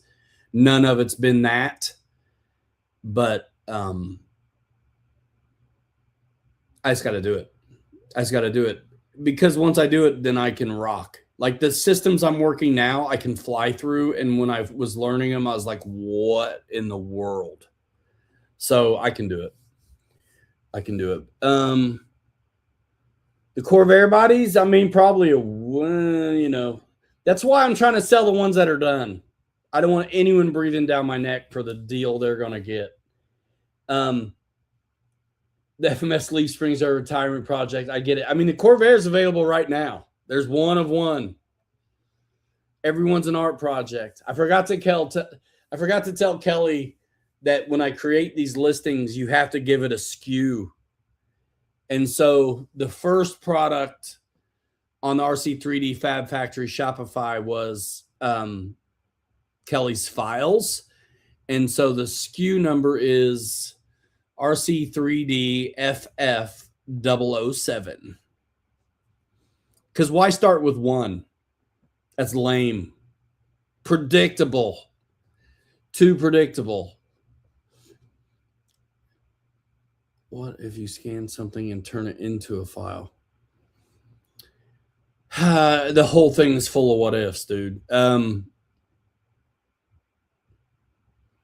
It kind of depends. I mean, it's one of those things that's like conflict of interest. Nothing is a conflict of interest until someone thinks it is. right?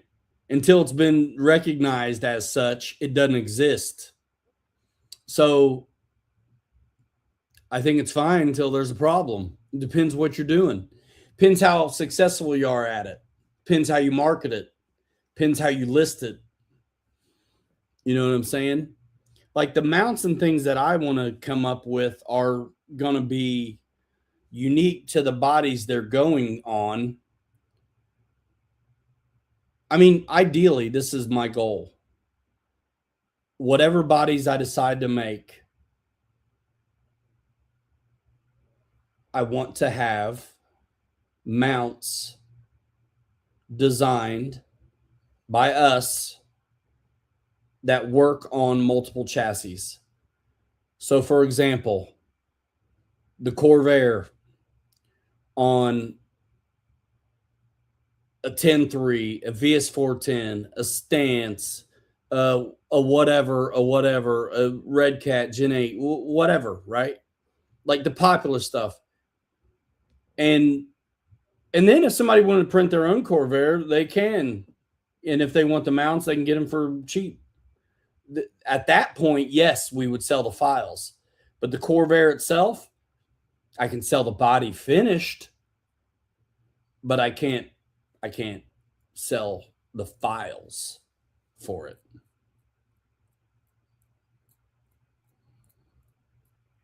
I mean, there's too much gray in it. So it's kind of like just we've been thinking about this, man. I mean, you're not going to ask us anything I don't think haven't thought of. It becomes a thing where analysis paralysis. I'm tired of sitting around. So this is what I'm doing, because we are fine and have talked to Biz Rodney. We're cool. He doesn't care if we sell his bodies, but we can't sell his files. With the IJ guys, you can't sell the bodies or the files. So we're going to do what we can do. And so my plan is to rock out, some of the stuff I have already and figure out, in the meantime, while I'm figuring it out, they're going to be one-offs. Like that's going to be made for a 10.3, the Scout. And then I'll do another one where I figure it out for VS410 or something, and so on. So kind of just like one at a time at the moment. And everything's a one-off for me until I'm able to design it and make it repeatable. So, but that's fine too. So like one-offs is kind of what it is. Like, because I could sit around and we could talk about it forever, but it's like, what do we have now? Well, I got rigs. I got this one that fits on this. I'll make another one that fits on that. That's kind of it. This one, I like making them. And I think I can come up with some slick mounting systems. Because basically, once you get a mounting system for the 10.3 that you like, you can just tweak it for each body that you're doing. But it's basically at its root, the design work is done. You just have to fill the gap of where it's going to. And it depends on the body where it's going to go. I mean, once you do a square body, you're basically going to be covered. Chevy and Ford, you're going to be fine. Once you do a box back deal, Ford, Dodge, Chevy, International, at a point you're pretty close. You just got to tweak them a little bit. I mean, there's a couple listings on it now. It's RC 3D Fab Factory. It's on Shopify. It really was just created last night, so there is not going to be SEO for it. I don't think you can find it on Google yet. But yeah, I mean, you hear it here first, right? So there's stuff that we're letting go of that's not up there yet. I mean, I'm the asshole that has to do the create the listing, which at the moment takes me a minute because I'm not a website person. I'm just a guy who's willing to mess with it till I get it, you know. So last night I was up till 2 putting up 3 lame listings, just kind of learning how it works. So the idea is to flesh that out a little better and have more to offer there. I mean, I've had for years at this point affiliate relationships. It makes sense to have some kind of landing page where you can still support the efforts here by clicking through, which costs nothing. Instead of having to go to a description to a video, it would be there. I had a website once before where I did that, and but as like $500 a year, and eventually I quit it because it wasn't happening. And yeah, with these rigs, basically, as far as like custom goes, you got to know what the wheelbase is going to be. You know what I mean? And then the mounting is its own challenge. I mean, that's always what the challenge is the body's easy to print off once you figure the numbers.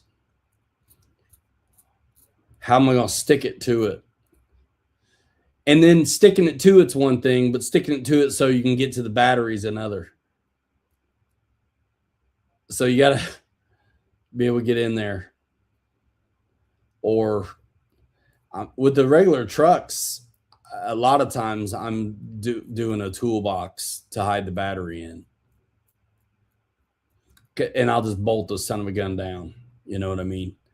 But once this new 10.3 came around and you got the clipless kind of Coyote and SR5 stuff, I'm like, let's see what that's about and try to use it because that's what the kits come with. I mean, you get body post, but it also comes with all the provisions for that clipless system, which is why I went for it on the Corvair.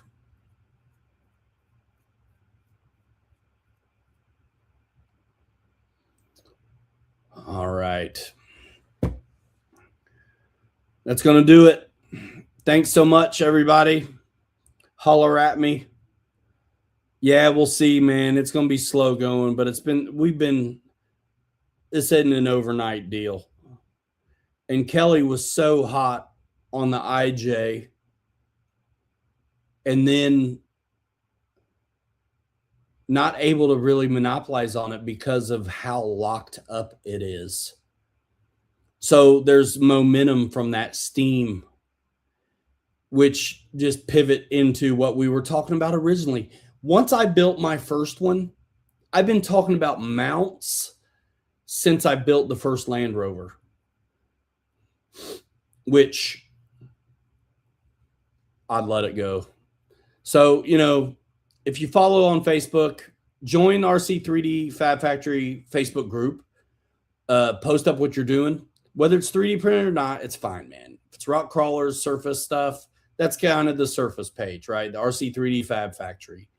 I mean, if you're doing 3D or fabbing up airplanes, that's cool too. But if you're an airplane guy, the RC Pilots Lounge Facebook group has been going for a long time, and it's pretty strong. But yeah, share what you're doing, come by, whatever like that. And then, you know, stay tuned and come by the show because we'll talk about what's happening. And we just like making stuff. I mean, that's what it boils down to. And at a point, you have to get rid of the stuff you make so you can keep making more. And that's what it is. And I love seeing the process get refined as we go. Some of my first paint jobs, some of my first prints, into the kind of stuff we're doing now and how they're getting assembled and mounted. And really the paint jobs too, man. Come on. It's just working out so cool. And I love the 10.3 platform. I really do, but I want to get some experience with some other stuff too. So the better we do, the more we get rid of, the wider our net can be. You know, I do have a long wheelbase TF2 that it might be fun to make a project to, but it's the FJ55. It's already got the inner fenders. I got the skids, the rails, the bumpers, all the upgrade metal bits that thing offered. And with the RC 4-wheel drive rigs, dude, you can't hardly undo them once you put them together without stripping stuff. So I'd rather just have another TF2 to work with instead of take that one apart. So yeah, I'd like to get TF2. I'd like to get boom racing. I have a Gen 8 chassis I need to put together that I had all apart because I was trying to do something with it. So all those Jimneys that we did, I have like 3 or 4 extra Jimny bodies that are doing nothing. And so I had one all cut up that I was going to put on a coilover Gen 8 chassis. And I never did it. I never did it. So I got a Gen 8 chassis that doesn't have a body that I need to just put back together and make something for and let it rock, chassis and all. You know what I'm saying? So a 10-2, I won't say never, but I'm definitely more about what I'd consider. I mean, there's a lot of 10-2s out there without a doubt. And what's cool is if I can get my hands on one, you can compare it to the 10-3. A lot of the 10, as far as bodies go, the 10-2 and the new 10-3 with the center mounted trans business should be very, very similar. Thanks, Fred. And thanks a lot, Fred. For real. You run that mint julep yet, man? Fred got my first little scout truck. And so Bizrodney's files, dude, they're so complete. So they come with the box back if you want the full deal, or you can rock it like this. I never do that. But I'm going for the truck situation on this.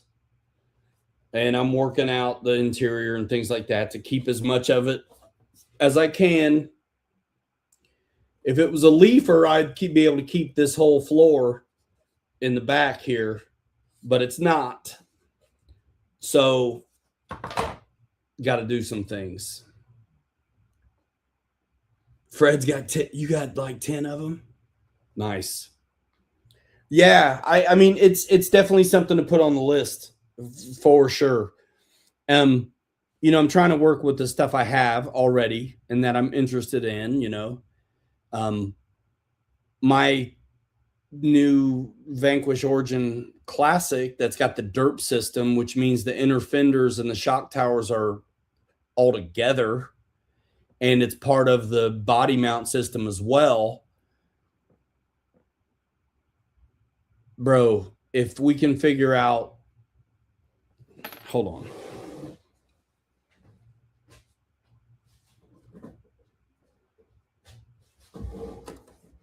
The goal is to figure out how to use this stuff without stripping it of all the things that make it cool.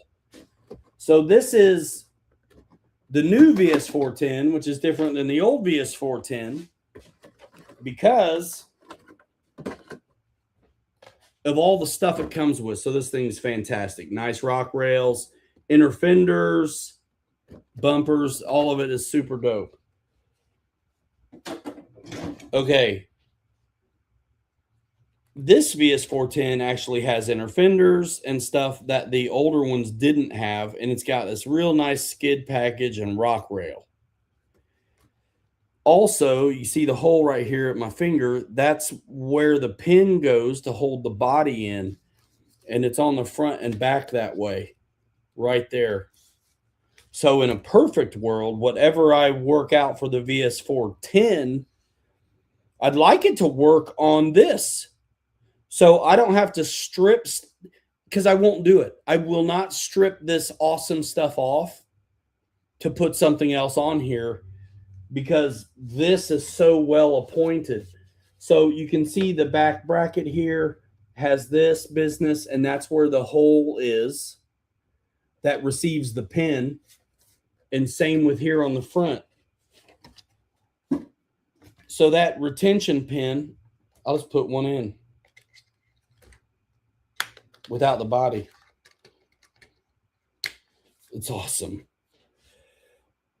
And this is kind of like the Vertex in a way. And this is what Kelly utilized on his IJ to make the Vertex work with just a pin, the stock pin.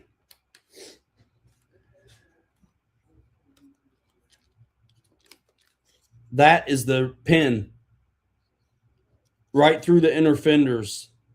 And the inner fenders are also the shock towers. So that's the thing. You go stripping this down, just put a 3D printed body on there, man, you're buying everything just to do it. And it's like, I either am going to be able to figure out reusing this system or leaving it alone.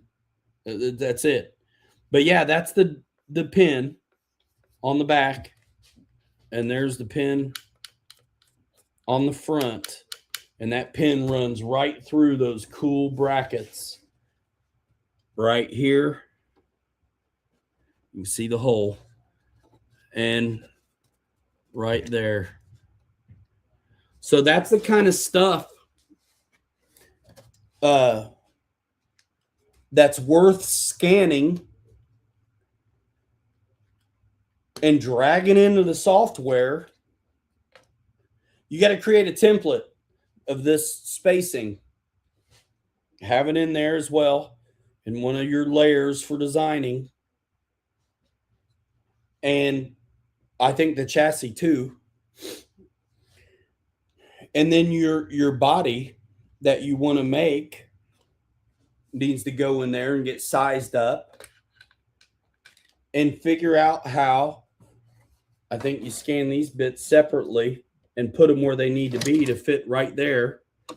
And then design support and structure to those. Then whatever dang body you printed off, you know where it has to go. And you can stretch out what you made, basically, add more to it. So it works with multiple bodies. And ideally, you'd be able to just, as easy as I've done it on the 10-3, to just drop different bodies on the same thing, be able to do it here too. It's going to take a while, but that's the goal. And this is stuff that we want to do for us, but we want to be smart about doing it in a way that it's shareable and we can kind of fund the endeavor. Because once you get it figured out, I'd like to do it for multiple chassis.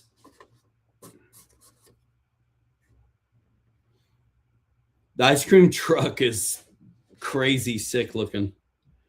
Man, we took this out Sunday and I forgot the remote. I didn't get to run it. I don't know if you guys can tell, but the dude looks like he's got big arms and a skinny head. You know why? Because he's the CJ7 driver that had too big a butt to fit in the seat. So I made him skinny. But why the long face, bro? But I made, but he's still got the same arms.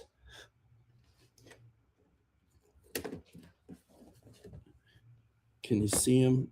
Skinny, bro.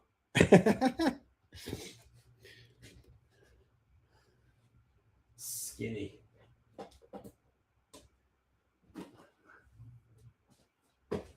Gotta love it, man. Those tires I know are fantastic because I run them on some other things. And I was dying to run them on that Vanquish. I don't have any brass on that Scout Vanquish. And but it's got the heavier trail tires on it. So I'm like, that's better than nothing. And I was messing around with thinking about putting the Rock Tex on it. I did buy the mounts from Harley to do the Rock Tex on the Optic, which will work. I think if I tap little holes in the classic. I can also make it work though. Don't RC body shame him, Ryan. Yeah. All right, guys. Good to go. Good to go. Check out the video, man. We had a blast on Sunday. More to come. Hang out, follow, like, subscribe, all that stuff. If you're shopping, man, think about it. Go to the video description. Got a couple affiliate partners though that help generate a little bit here for the channel, so that's cool. I need to dress up my descriptions again. I mean, from Bamboo to Amazon to Horizon to AMain, I have it. I got to make sure it's in there.